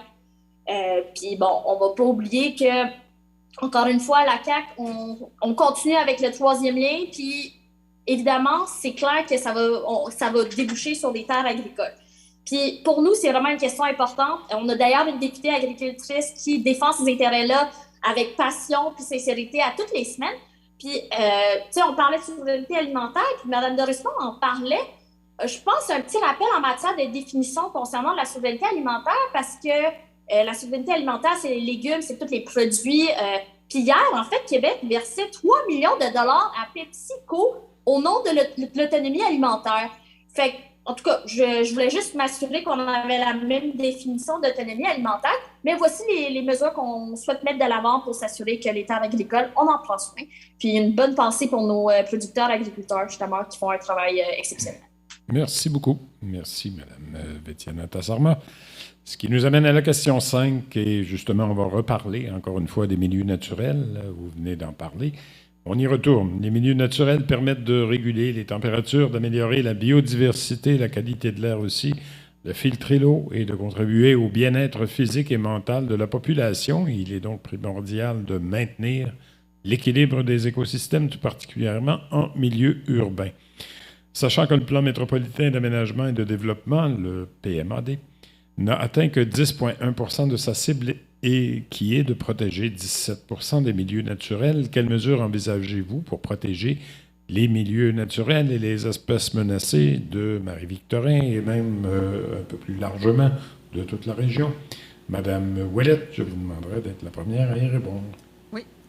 Merci beaucoup. Donc, on dit une cible de 17 % mais en fait, maintenant, ça devrait être une cible de 30 %. pour 2030. C'est ça, les cibles de milieux protégés. Et donc, c'est clair qu'il faut limiter l'appétit, des fois vorace, des promoteurs immobiliers qui sont prêts à tout assécher, les milieux humides, même avant d'avoir leurs autorisations. Et il devrait y avoir des amendes salées à l'appui parce qu'on dirait que ces gens-là, tout ce qu'ils comprennent, c'est ça. Donc, ça, c'est comme sur les autoroutes. Plus les gens conduisent vite, bien, plus les amendes sont salées. Bien, ça devrait être la même chose. Et les amendes, puis il devrait y avoir plus de surveillance. C'est important de protéger nos milieux humides. Ici, à Longueuil, je vous ai apporté une photo parce qu'elle n'est pas facile à voir. On a la rainette faugrillon. Dans certains de nos milieux humides, 2 cm, c'est pas gros, cette petite grenouille-là. Donc, à protéger, c'est dans les espèces menacées. Vous me direz, oui, mais une grenouille. Oui, mais une grenouille, parce que c'est un indicateur. C'est un indicateur de la capacité du milieu à pouvoir se régénérer. Et lorsque ces grenouilles-là sont plus capables de vivre dans le milieu, c'est parce que le milieu, il n'est plus en santé. Donc, c'est important, ce sont nos yeux, ces petites grenouilles-là, de les protéger. Et c'est un travail qui devrait être conjoint de la part du gouvernement du Québec et de la ville de Longueuil, de protéger la rainette faugrillon. On a aussi une question dans les milieux naturels pour Climat Québec, c'est de renforcer la ceinture verte. Il est important de renforcer la connectivité des espaces verts. La planification urbaine a tellement été faite n'importe comment qu'on a fait des espaces fermés. Ce qui a fait le problème au parc Michel Chartrand, où les cerfs sont enclavés. Et ils ne peuvent pas se promener et se reproduisent parce qu'ils restent à l'intérieur du parc. Et tuer les cerfs du parc Michel Chartrand, ce n'est pas une solution. On ne va que reporter le problème à quelques années. Des solutions, il en existe. On peut, premièrement, il faudrait les stériliser. Il y a même des vétérinaires qui se sont offerts bénévolement de le faire. Je ne comprends pas. En tout cas, j'espère qu'il y aura une ouverture. Ce problème-là a été créé par l'ancienne administration municipale, mais j'espère qu'il y aura une ouverture de la nouvelle administration municipale. Mais plus que ça, on peut les déplacer. Je ne crois pas du tout au fait que si on les déplace, ils vont automatiquement mourir. Il faut bien faire ça, mais il faut aussi les soigner avant de les déplacer. Et on peut les soigner. Et là, bien, avec l'été qui s'en vient, si on ne les nourrit pas, ils vont dévaster l'ensemble du parc Michel Chartrand. Donc, je pense que c'est important d'agir dès maintenant et de ne pas attendre à l'automne. Et surtout, tuer les cerfs, ce n'est pas une solution. Merci. Madame Ouellette, Madame Vétiana Tassarma, sur la protection des milieux naturels. Oui, bien, on est chanceux ici à Longueuil de compter sur un organisme comme Ciel et Terre qui défend justement l'idée d'un cordon nature sur la Rive-Sud composé principalement des noyaux de conservation et des cordons naturels. L'organisme a d'ailleurs milité, comme en discutait Mme Ouellette il y a quelques instants, pour la préservation de la rainette faugrillon. Puis tout ça, ça s'inscrit aussi dans la vision de Québec solidaire qui fixe un objectif minimal de 20% des aires protégées. On doit vraiment miser à la fois sur nos organismes, mais aussi nos gouvernements de proximité, donc les municipalités, la ville, pour accélérer la préservation de nos milieux naturels et de notre biodiversité. Le gouvernement doit aussi accélérer le tout en investissant 1% de son budget en infrastructures publiques réservé à des projets de verdissement et donner justement les moyens aux municipalités et aux organismes d'opérer et de faire ce qu'ils ont à faire. Puis, quand on parle justement de biodiversité, on a un environnement tellement varié, ça nous prend justement des leviers locaux près des gens pour pouvoir agir et préserver justement proche de notre réalité. Mais vous savez à quand date le premier entretien officiel entre le premier ministre Legault et les groupes écologistes? Le 8 décembre, donc 3 ans après l'élection de la CAQ. Puis justement, ce manque de considération, ça a mené au projet de loi 66, qui est un projet de loi qui permet au gouvernement de se donner des pouvoirs afin d'outrepasser les études d'impact sur l'environnement. Puis, ça permet justement des millions de pieds carrés d'arbres arrachés pour faire place à des véhicules polluants. Donc, des arbres qui captent du carbone et qui sont essentiels à la réduction des gaz à effet de serre. Puis ça, c'est sans compter tous les milieux humides qu'on compte fragiliser et ou détruire pour de la belle asphalte neuve.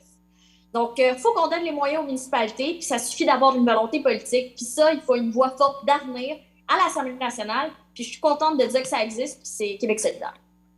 Merci. Alors, M. Thierrenne, sur le même sujet. pour nous autres, au Parti vert, on pense que c'est très important de préserver les derniers espaces verts qui restent ici à Longueuil, puis dans la grande région de Montréal. On est capable de faire du développement en faisant une densification, puis en limitant l'étalement urbain. À l'échelle du Québec, on a parlé d'avoir des cibles de 17 % de protection. Le gouvernement de la CAQ n'a pas tenu ses engagements pour ce qui trait au sud du Québec. Ils en ont protégé dans le nord, mais même à ça, protéger des terres dans le nord, puis qu'ensuite, quand il y a un projet minier qui tombe dans un tel endroit, mais on déménage d'air protégé là, des fois. Fait que, il faut quand même surveiller ces chiffres-là. Et il faut dire non à l'expansion des routes et il faut remettre le citoyen au cœur des décisions qui sont prises pour l'environnement et pour la planification urbaine. En ce moment, c'est les promoteurs immobiliers qui sont en train de planifier nos villes. On a un capitalisme non contrôlé qui fait en sorte que les terres vertes dans nos milieux urbains sont sacrifiées là, pour faire quelques profits là, pour quelques promoteurs immobiliers bien placés. Puis il faut absolument qu'on change ça. Comme quelques-uns de mes collègues, j'ai visité aussi le Boisé du Tremblay avec M. Tommy Montpetit de Ciel et Terre.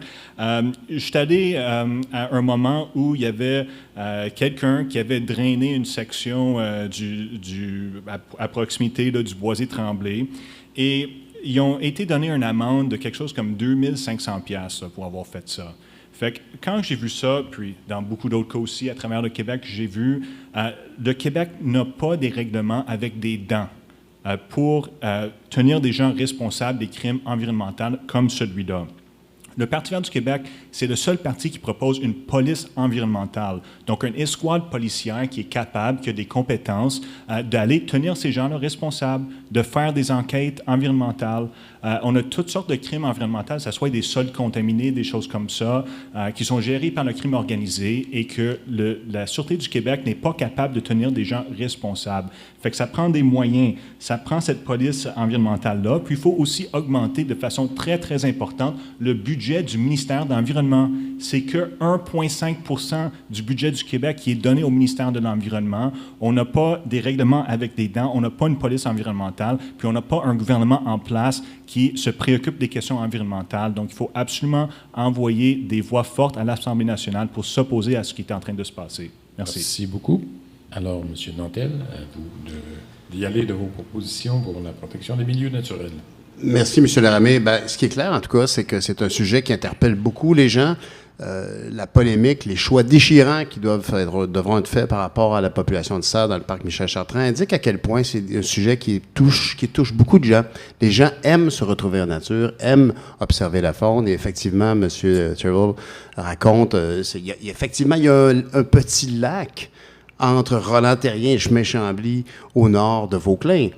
Et personne ne le sait. C'est une richesse. Les gens pourraient potentiellement, dans un aménagement intelligent, évidemment, pour aller voir justement que si on a longtemps évoqué qu'il y a un canari dans la mine, bien, il y a une rainette dans les milieux humides qui nous indique à quel point on est en train justement d'asphalter cette protection contre les îlots de chaleur. On est en train d'asphalter ce Rhin qui absorbe les eaux de pluie, qui absorbe les contaminants, puis qui le processe de façon tout à fait, quel bel anglicisme je viens de faire, qui le traite de façon tout à fait naturelle, comme l'évoquait Mme Nollet.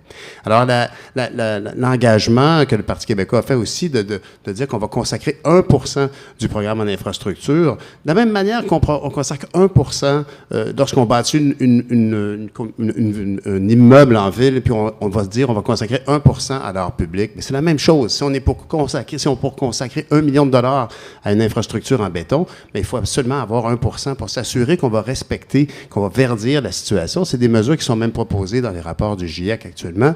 C'est quelque chose qui est tout à fait inadmissible de voir aujourd'hui. D'ailleurs, c'est une bonne raison de parler de dédoublement inutile avec Ottawa, qu'un Québec souverain pourrait absolument protéger lui-même ces espèces menacées. C'est presque cynique de voir que ça a pris tout ce temps, alors que tout le monde savait qu'on était en train de construire le boulevard Béliveau dans des terrains humides, qu'on a eu un avis, et Québec a fermé les yeux là-dessus, ont même facilement contourné, incité les entrepreneurs à passer leur boulevard Béliveau dans cette zone-là. Et en bout de ligne, on se retrouve avec un décret qui nous dit qu'il faut protéger la rainette Faux-Grillon. Tout le monde le savait, puis tout le monde sait que c'est fini, puis tout le monde sait que les populations sont grandement menacées, ce qui est un indicateur de notre situation par rapport à nos milieux humides. Merci beaucoup, M. Nantel. Alors, Mme Dorismont, s'il vous plaît, sur la protection des milieux naturels. Donc, j'ai eu l'occasion d'aller voir l'organisme Ciel et Terre aujourd'hui avec M. Charette pour être sur le terrain et visualiser l'endroit. Donc, effectivement, c'est un magnifique endroit que nous avons à Longueuil et qui doit effectivement on doit vraiment, vraiment en prendre soin. Donc, au-delà de ça, il faut aussi qu'il y ait des efforts mis en place pour la préservation de la flore et aussi de la faune. Et ça l'amène aussi au territoire protégé, quoi qu'on en dise les autres candidats. On attend vraiment la cible de 17 % au niveau national et aussi, il faut aussi collaborer avec le fédéral, le national et les villes, les organismes et les organismes communautaires. C'est très important de collaborer les trois ensemble. Merci beaucoup.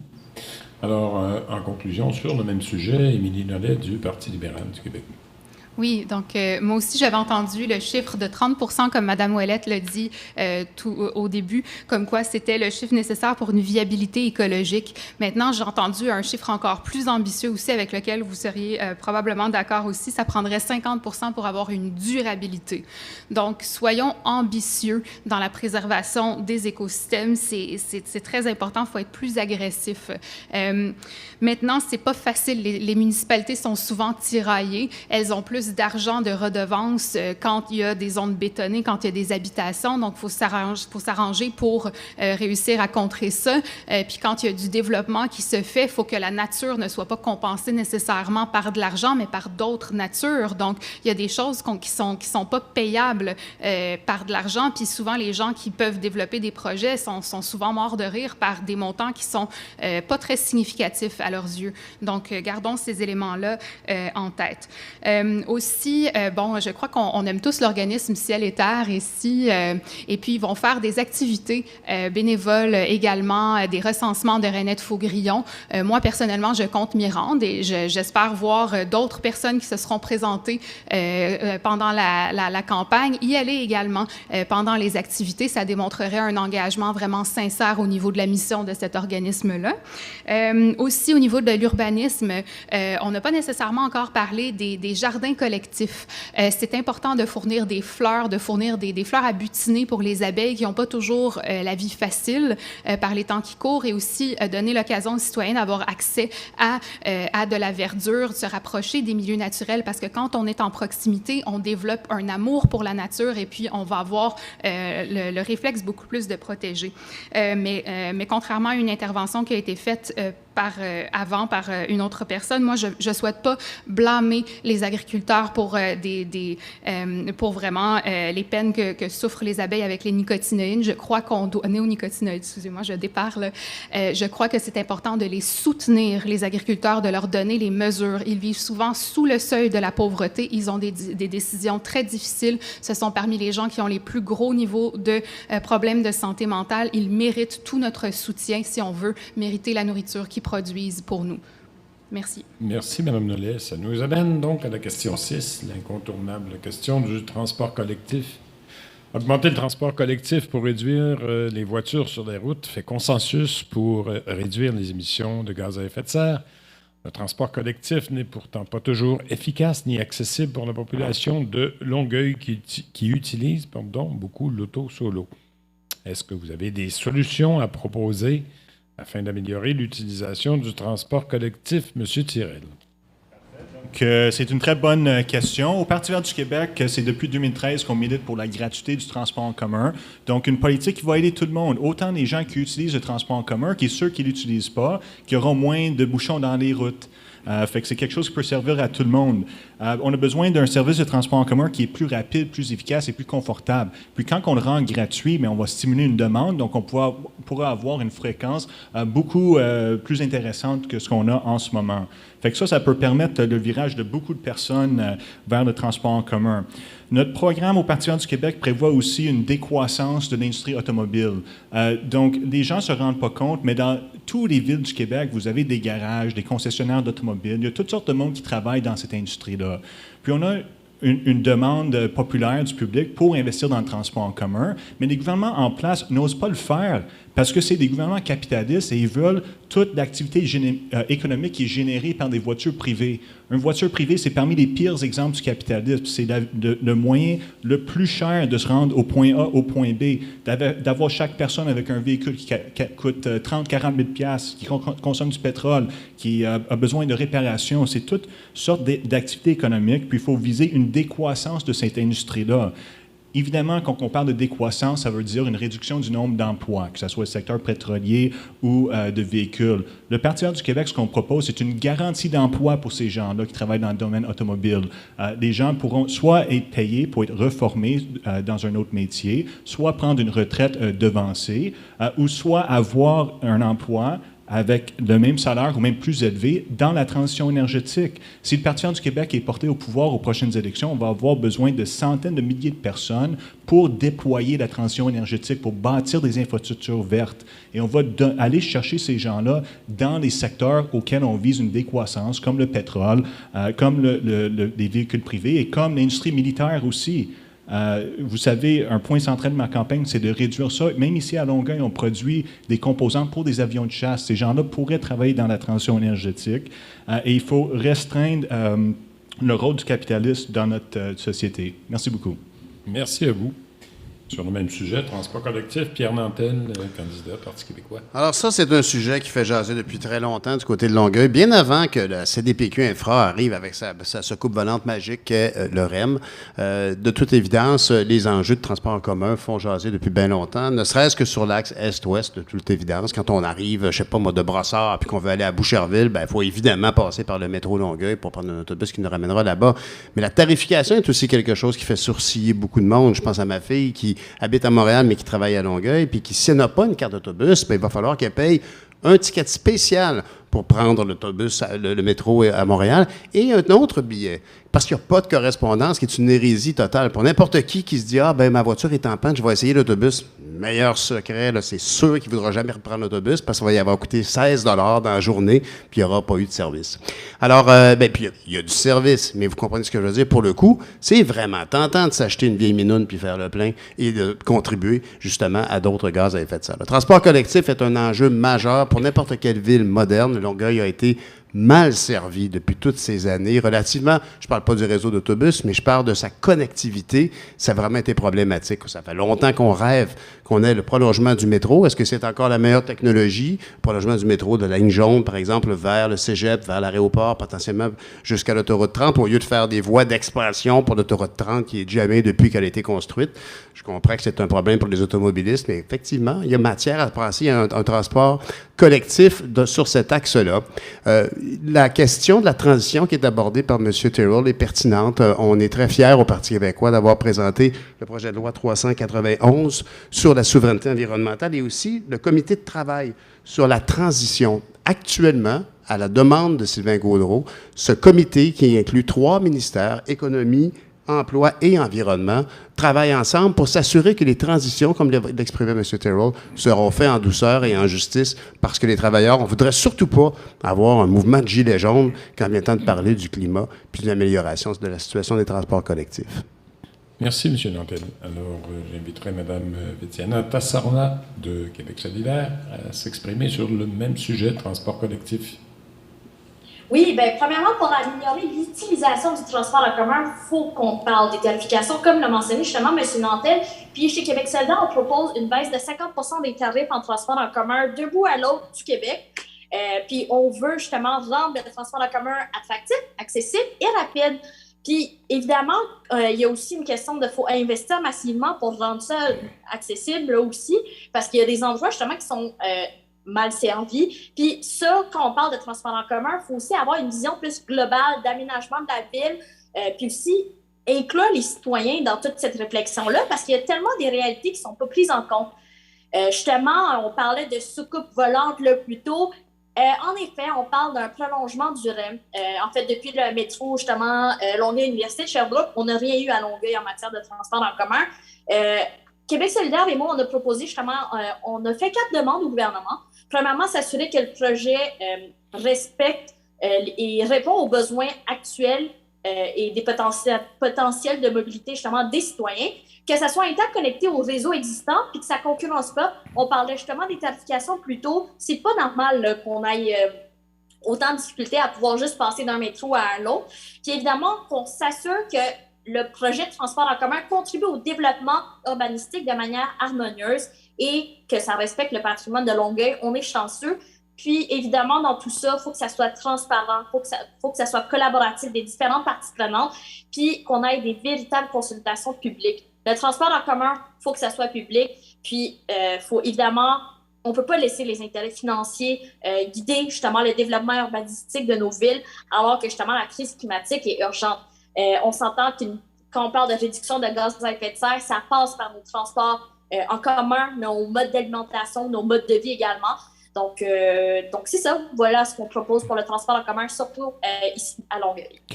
Merci beaucoup. Alors, Madame Dorismont, s'il vous plaît, vos propositions sur le transport collectif.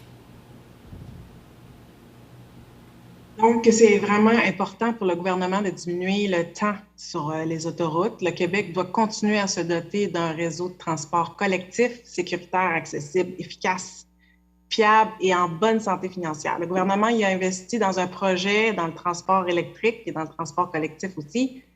Il y a plusieurs écoles dans Marie-Victorin, donc c'est très important pour atteindre la cible que le ministère de l'Environnement s'est donnée. Et depuis 2018, on peut dire que le gouvernement en projet en transport collectif a atteint 56 milliards comparativement à d'autres partis politiques qui proposaient 32 milliards dans leur plateforme. Et une voie réservée aussi a été faite en 2020, une voie réservée métropolitaine qui réduit l'auto en solo. Donc, effectivement, le PQ et le PLQ n'ont rien fait depuis longtemps pour Longueuil. Merci. Merci, Mme Dorismont. Mme Nollet, Émilie Nollet du Parti libéral, s'il vous plaît. Oui, merci. Donc, au niveau du transport collectif, je pense qu'on est tous d'accord pour dire que des gros défis, des gros enjeux. C'est vrai que c'est pas très ergonomique parfois l'expérience qu'on peut avoir dans le transport collectif ici, que ce soit dans l'axe Est-Ouest ou au niveau de la gestion des billets de transport. Je l'ai vécu moi-même. Je me suis dit, je veux acheter mes billets, mais c'est pas très pratique à traîner. On sait plus jamais sur quelle carte on a mis quoi. Donc, c'est un peu compliqué là, de ce côté-là.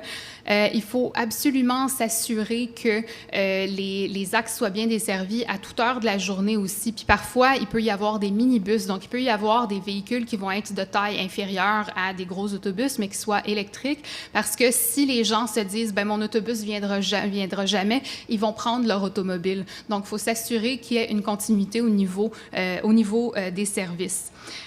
Aussi, pour les véhicules qui ne peuvent pas être électrifiés, pour certains types de transports qui sont plus difficilement électrifiables, nous, on veut mettre d'avant le projet ECO qui va fournir un créneau d'hydrogène vert pour des gros moyens de transport. Et l'hydrogène vert n'est pas l'hydrogène gris, il n'est pas fabriqué à partir de charbon, à partir de gaz, il est fabriqué à travers l'hydroélectricité, à travers l'électrolyse. Donc, c'est une forme renouvelable. Donc, ce n'est pas tous les hydrogènes, c'est vrai, qui sont écologiques, mais l'hydrogène vert, c'est une source qui est écologique.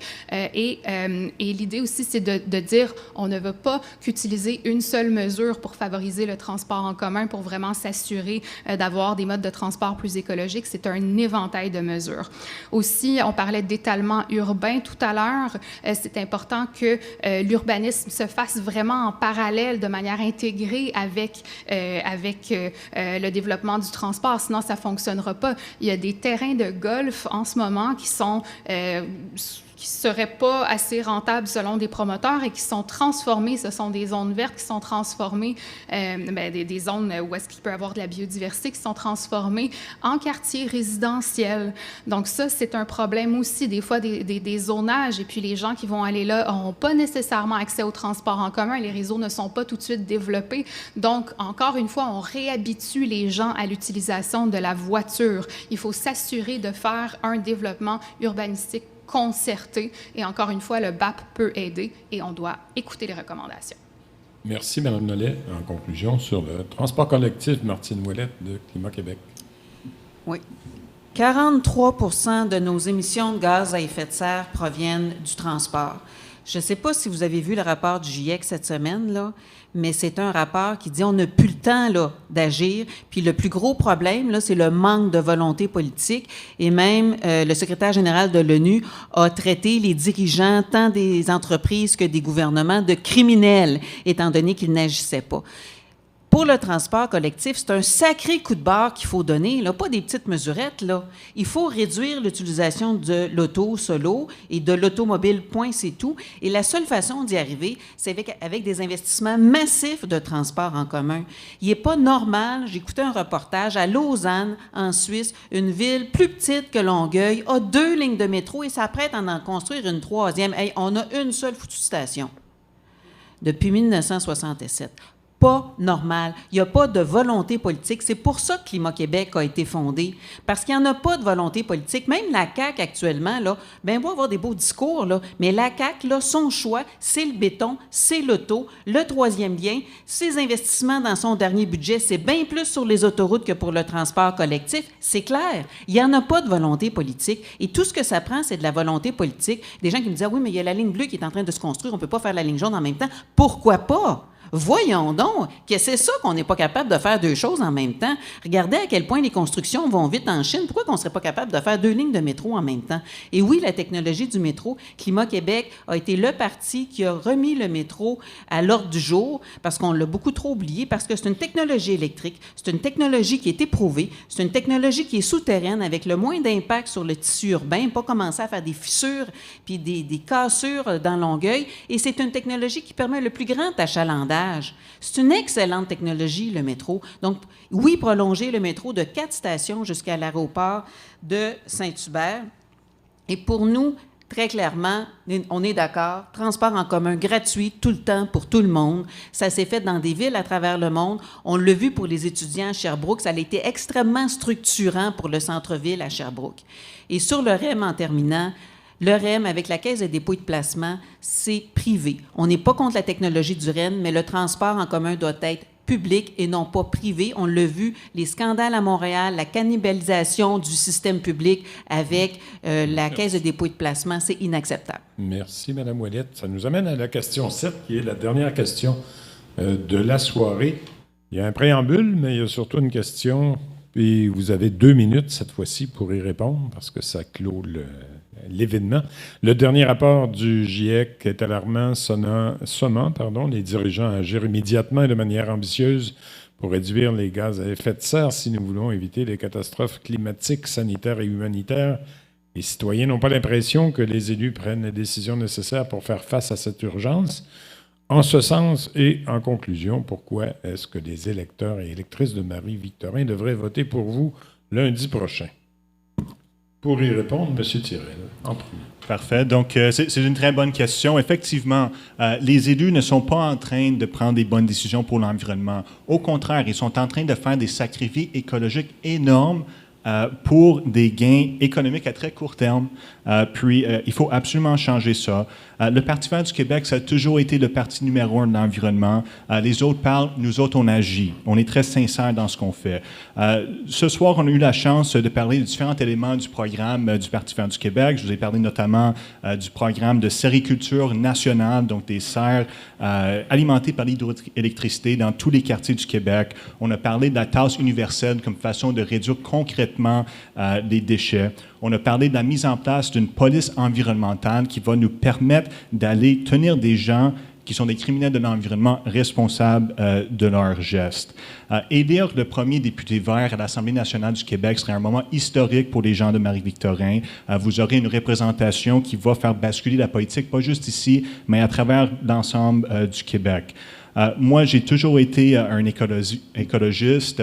J'ai pris mon cégep en technologie de génie mécanique. Je voulais travailler absolument dans la mise en place de technologies vertes. Mais quand j'ai terminé ce programme-là en 2009, c'est très évident qu'il n'y avait pas de révolution verte qui était en train de se faire au Québec. Mes collègues de cours sont allés travailler pour des grandes industries, des choses comme ça. Moi, je suis allé à l'université en sciences de l'environnement pour faire un changement par la suite. Et c'est là que j'ai réalisé que le principal obstacle au progrès sur ces enjeux-là, c'est politique. On a des technologies, on a des solutions, on en a parlé beaucoup ce soir, mais on n'a pas la volonté politique de réduire un peu le capitalisme. Évidemment, je n'ai jamais signé d'entente avec l'industrie pétrolière. Je suis très sincère dans mes démarches ici et je pense que Marie-Victorin mérite une voix forte écologiste à l'Assemblée nationale. Merci. Merci, M. Tirel. Je vous rappelle que vous avez 2 minutes pour vous exprimer. M. Nantel, Pierre Nantel, candidat du Parti québécois. Bien, je pense que cette question-là qui summarise la fin des élections de chacun est vraiment évidemment fondamentale. Le rapport du GIEC a fait la première page des journaux, du Journal de Montréal, du Devoir et de la presse mardi dernier. Et c'est déjà un énorme changement. Il y a 10 ans, ces sujets-là auraient été traités dans les pages arrière du journal. Tout le monde prend bien conscience de l'importance, les conséquences très claires, les incendies. On a tous vu à quel point le réchauffement climatique, et j'ai encore une fois dit réchauffement climatique alors qu'il faut dire crise climatique, il n'y a pas d'autre chose à dire que ça. Je suis évidemment de tout cœur avec vous qui amenez ce sujet-là dans la campagne électorale. Je pense qu'évidemment, le Québec est capable d'être un pays qui va montrer l'exemple. On a cette chance d'avoir cette hydroélectricité, cette chance d'avoir fait des ententes avec les Premières Nations sur leur territoire. Et on doit évidemment mettre de l'avant l'électrification des transports. Remplir la batterie d'une voiture électrique, c'est faire le plein au Québec, c'est quand même pas rien. Et c'est une électricité qui est reconnue comme une électricité qui est certainement durable et qui est une richesse qui nous est propre. Je pense que la situation actuelle, entre autres dans le rapport du GIEC, évoque à quel point, puis c'est un rapport qui est différent, évoque les pistes de solutions. Non seulement on dénonce l'inaction, mais on exprime clairement qu'il faut miser, entre autres, sur la nature pour régler ce problème-là. Donc, s'assurer, entre autres, de toujours prioriser les espaces verts, l'alternative, l'impact de chacune des structures qu'on va choisir. Chacun des choix économiques que l'on fait doit avoir ça dans sa lorgnette, dans sa prise de vue, dans la prise de décision. C'est pas compliqué quand c'est rendu que même les assureurs nous disent que ça va coûter moins cher prévoir, anticiper les problèmes que de les corriger. Bien là, si on n'écoute même plus les comptables, on a un problème.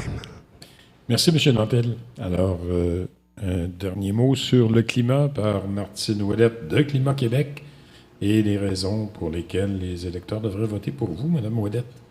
Oui, merci, M. Laramie. Ben, en fait, vous l'avez vu, le rapport du GIEC cette semaine. La crise climatique est commencée, c'est clair. Et qu'est-ce qui se passe du côté politique au Québec? Il ne se passe rien. Non seulement il ne se passe rien, les gaz à effet de serre ont augmenté d'1,5 % en 2019. Ça, c'est la CAQ. Puis les partis d'opposition ne sont pas capables de bloquer les mauvais projets de la CAQ, tellement éparpillés qu'ils sont sur plein d'enjeux. Donc, clairement, et moi, je peux vous le dire, je l'ai vu comme ministre des Ressources naturelles, la proximité qu'il y a avec les partis à l'Assemblée nationale et les gros lobbies pollueurs, elle est beaucoup trop grande. Il faut avoir un changement radical du côté de la politique et c'est pour ça qu'on a décidé, avec plusieurs indépendantistes, plusieurs environnementalistes, de fonder Climat Québec. Parce qu'il y a un sacré coup de barre à donner et c'est pas vrai que ça va se faire avec le milieu politique existant parce que si ça avait eu à se faire, ce serait déjà fait. Et là, on n'a plus de temps à perdre, là. On ne peut plus dire on va faire ça. Le GIEC nous a donné 3 ans pour virer le bateau à 180 degrés. 3 ans, ça va vite, hein, s'il vous plaît, là. Et les solutions sont là. Il y a des solutions très faciles. Sortir le pétrole et le gaz des usines, des bâtiments, c'est facile. On remplace la chaudière au mazout, la chaudière au gaz naturel par une chaudière électrique. On remplace le chauffage au gaz naturel par du chauffage électrique, par de la géothermie. C'est pas compliqué faire ça, misère. Puis on a l'argent, puis on a l'expertise, mais il n'y a pas de volonté politique. Et ça, c'est un choix qui vous appartient. Et ça, c'est une opportunité dans Marie-Victorin d'élire la première députée de Climat Québec avec l'expertise pour donner le coup de barre nécessaire. On peut le faire au Québec. On a ce qu'il faut. On pourrait même devenir un modèle pour la planète. Et il faut sortir du Canada pétrolier. Vous l'avez vu encore, là. Trans Mountain, ça n'a pas été assez. Là, maintenant, c'est Baie du Nord. Quand est-ce que ça va finir? Jamais. Il faut sortir de là toutes les centaines de millions et les milliards de dollars qu'on envoie, qu'on pourrait utiliser pour notre transition énergétique. C'est ça, Climat Québec. Merci beaucoup, Mme Ouellette. Alors, en conclusion, à son tour, Mme Vétiana Tassarma de Québec solidaire, s'il vous plaît. Bien, je veux juste dire que je suis vraiment solidaire avec les citoyens et citoyennes parce qu'ils ont raison d'avoir l'impression que les élus ne prennent pas les bonnes décisions pour justement faire face à cette urgence-là. Puis c'est d'ailleurs une des raisons pourquoi je me suis lancée en politique, parce que je vais le vivre, les effets des changements climatiques, de l'inaction gouvernementale en tant que jeune. Je pense aux futures générations aussi. Puis on porte la responsabilité de devoir faire mieux puis de commencer dès maintenant. Puis ça prend une volonté politique, comme le disait d'ailleurs Mme Ouellette. Puis on est capable de renverser le scénario et le Québec a un rôle à jouer là-dedans. On peut être innovant, on peut aussi être des leaders en la matière. Puis nous, chez Québec solidaire, ce qu'on propose justement, c'est 1% des investissements en infrastructures publiques pour des projets de verdissement, mettre fin à l'exploitation des hydrocarbures sans compensation, évidemment protéger minimalement 20% de notre territoire, notamment en établissant des corridors fauniques et floristiques. Mais ce que j'ai surtout envie de vous dire concrètement dans Marie-Victorin, à quoi ça ressemble une députée qui lutte pour justement les changements climatiques, c'est quelqu'un qui est proche des gens, qui va travailler en collaboration avec les différents paliers gouvernementaux, en attendant justement notre indépendance, évidemment, puis d'être là parce qu'il y a tellement de projets d'environnement qui se passent, il y a des projets de loi, il y a des affaires qui se passent un peu sous le tapis, puis on a tellement l'impression qu'on se fait jouer dans le dos. Fait que c'est vraiment d'être quelqu'un de transparent avec qui vous allez pouvoir discuter de vos préoccupations puis proposer des solutions parce qu'on n'a plus le temps de perdre notre temps. Puis il faut qu'on travaille justement de proximité avec les gouvernements, mais aussi les citoyens et les organismes et les experts sur le terrain. Puis ça, justement, cette voie-là solidaire, c'est une autre voie que vous pouvez emprunter. Puis ça commence justement en élisant une onzième députée solidaire le 11 avril prochain. Merci beaucoup. Alors, au tour de Mme Shirley Dorismont de la Coalition Avenir Québec de conclure sur le sujet. Merci, M. Laramé. Donc, en environnement, on a un plan chiffré financé pour le changement climatique. C'est important. Publication pour le plan économique verte. Une entente tripartite avec Hydro-Québec, Énergie pure aussi. Adoption des règlements sur le biocarburant. L'adoption d'un règlement pour le retrait progressif du mazout dans le chauffage des bâtiments. Refus du projet GNL de Québec. Nouvelles normes aussi. Engagement pour interdire la vente des véhicules à essence après 2035. Engagement aussi de mettre fin à l'exploitation des énergies fossiles au Québec. Pour moi, c'est vraiment important, comme députée, d'être à l'écoute. J'apprécie vraiment grandement le débat entre les candidats. Pour moi, c'est vraiment un débat qui se veut constructif, des belles échanges, mais surtout des propositions de solutions. Si je suis élue comme députée de la CAQ, je vais pouvoir entamer les interventions qui se doivent. Et pour les citoyens et les citoyennes de Marie-Victorin, je m'engage à apporter tout mon leadership, mon expérience et mon expertise en environnement santé, comme le prévoit le plan du ministre Charette qui demande à tous les ministères de diminuer les GES. Le réseau de la santé a besoin d'un système de recyclage vert. Donc, voter Shirley Dorismont, c'est un plus pour l'environnement, c'est un plus pour l'équipe de M. Legault, mais c'est surtout un plus pour Marie-Victorin. Merci. Merci à vous, Mme Dorismont. Alors, en conclusion de la conclusion, Émilie Nollet du Parti libéral du Québec. Merci. Regardez, j'arrête pas de vous parler d'alimentation. Je suis sûre que dans vos têtes, vous vous dites, bon, qu'est-ce qu'elle va nous dire encore sur l'alimentation? Elle parle de sécurité alimentaire. C'est vraiment la candidate sur la sécurité alimentaire, l'alimentation. Bien, justement, quand on parle de crise climatique, en ce moment, dans le sud du Québec, il y a des nappes phréatiques qui sont en train de diminuer. Il y a des changements climatiques qui font en sorte qu'on a moins de précipitations, que c'est beaucoup moins prévisible au niveau de l'agriculture, puis que c'est très important de préserver notre système de production alimentaire. On importe beaucoup trop d'alimentation. On doit fortifier ce qu'on a à l'échelle locale, surtout compte tenu de l'incertitude, de l'instabilité politique qu'on vit actuellement. C'est important de le faire pendant qu'on le peut. Faisons-le absolument. Mais pour ça, il faut vraiment réussir à rassembler plutôt qu'à diviser, à soutenir les gens dans la transition écologique, quel qu'il soit, plutôt que de blâmer. Et c'est important absolument de le faire. Les gens ne veulent pas le bâton, ils veulent la collaboration, et ça, c'est quelque chose que je suis entièrement prête à faire.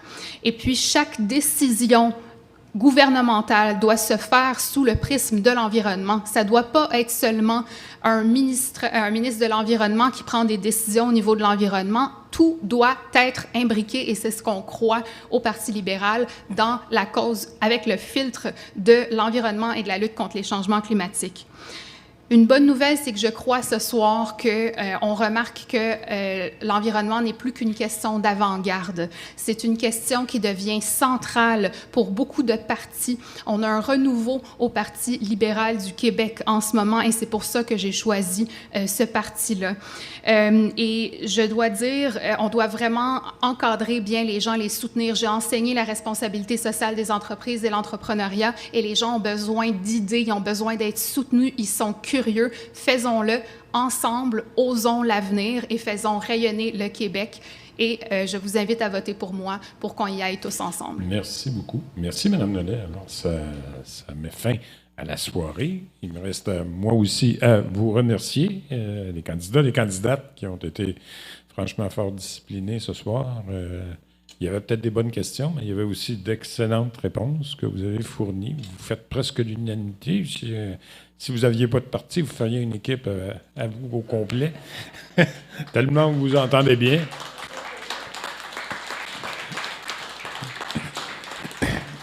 Merci aussi à ceux qui ont assisté à l'événement de ce soir. Je sais qu'il y avait des gens aussi qui étaient sur les réseaux sociaux, qui vous écoutaient. Vous pouvez, je pense, reprendre même et le partager, ce qui va être sur la page Facebook de l'organisme Longueuil, la planète, s'invite à Longueuil.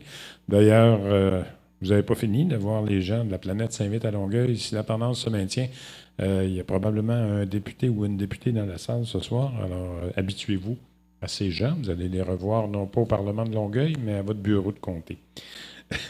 Et en terminant, il me reste à inviter ceux et celles qui sont ici et ceux qui nous regardent à aller voter lundi. C'est très, très, très important parce que c'est là que vous allez choisir celui ou celle qui vous représentera à l'Assemblée nationale à partir du 11 novembre prochain. Sur ce, du 11 novembre, que dis-je? Du 11... c'est pas le 11 septembre, c'est le 11 avril, plutôt. Donc, allez voter. Les bureaux, je pense, ouvrent à 9h30 à partir de lundi. Alors, profitez de ce temps pour aller voter. Puis, il me reste à céder la parole à votre organisatrice de ce soir. Merci encore.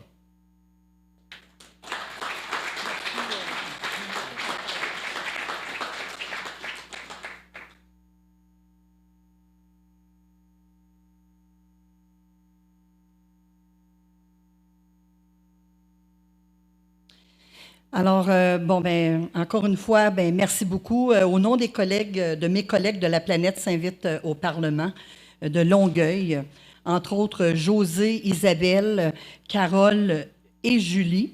Je tiens à les remercier. Également, les candidats et candidates d'avoir accepté notre invitation à ce débat sur l'environnement. C'est très important. Puis en plus, c'était spécifiquement sur l'environnement, contrairement à d'autres débats. Je trouve qu'on a notre place, la planète s'invite au Parlement. Je remercie notre chevronné, M. François Laramé, qui a fait une super bonne job. Qu'est-ce que vous en pensez? Hein? Une bonne main.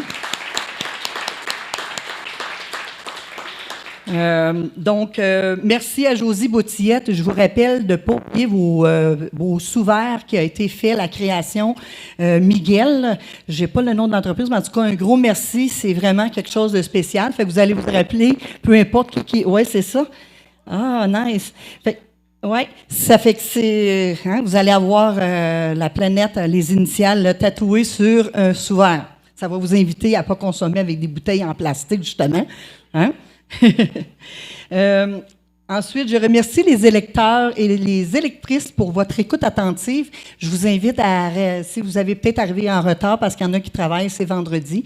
Le débat était sur Facebook Live et il pourra être réécouté à nouveau. Il y a également la radio 103.3 qui va être en podcast. Vous pourrez écouter, aller voir sur le site de la radio 103.3.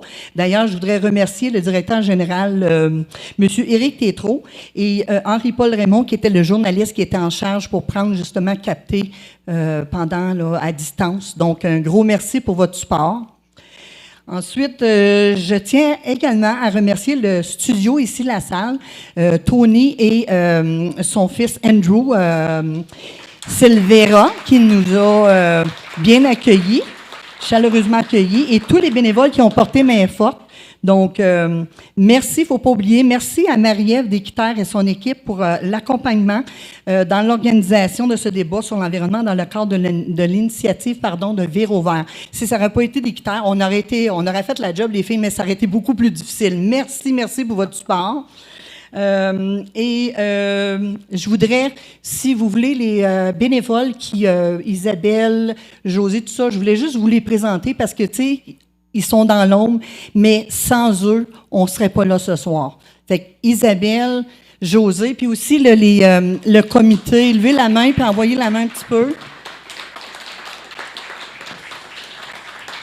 Donc, je vais les répéter. Isabelle Fortier, Josie Boutillette, il y avait Julie Gomez qui ne pouvait pas être avec nous, mais qui nous a aussi qui a été prêtée main forte. Carole Mainville. Et puis, si j'en oublie, toutes les bénévoles, je peux peut-être me donnez-vous 2 secondes? Oui, Carole Mainville. Et tout le monde, merci beaucoup. Puis, bonne chance.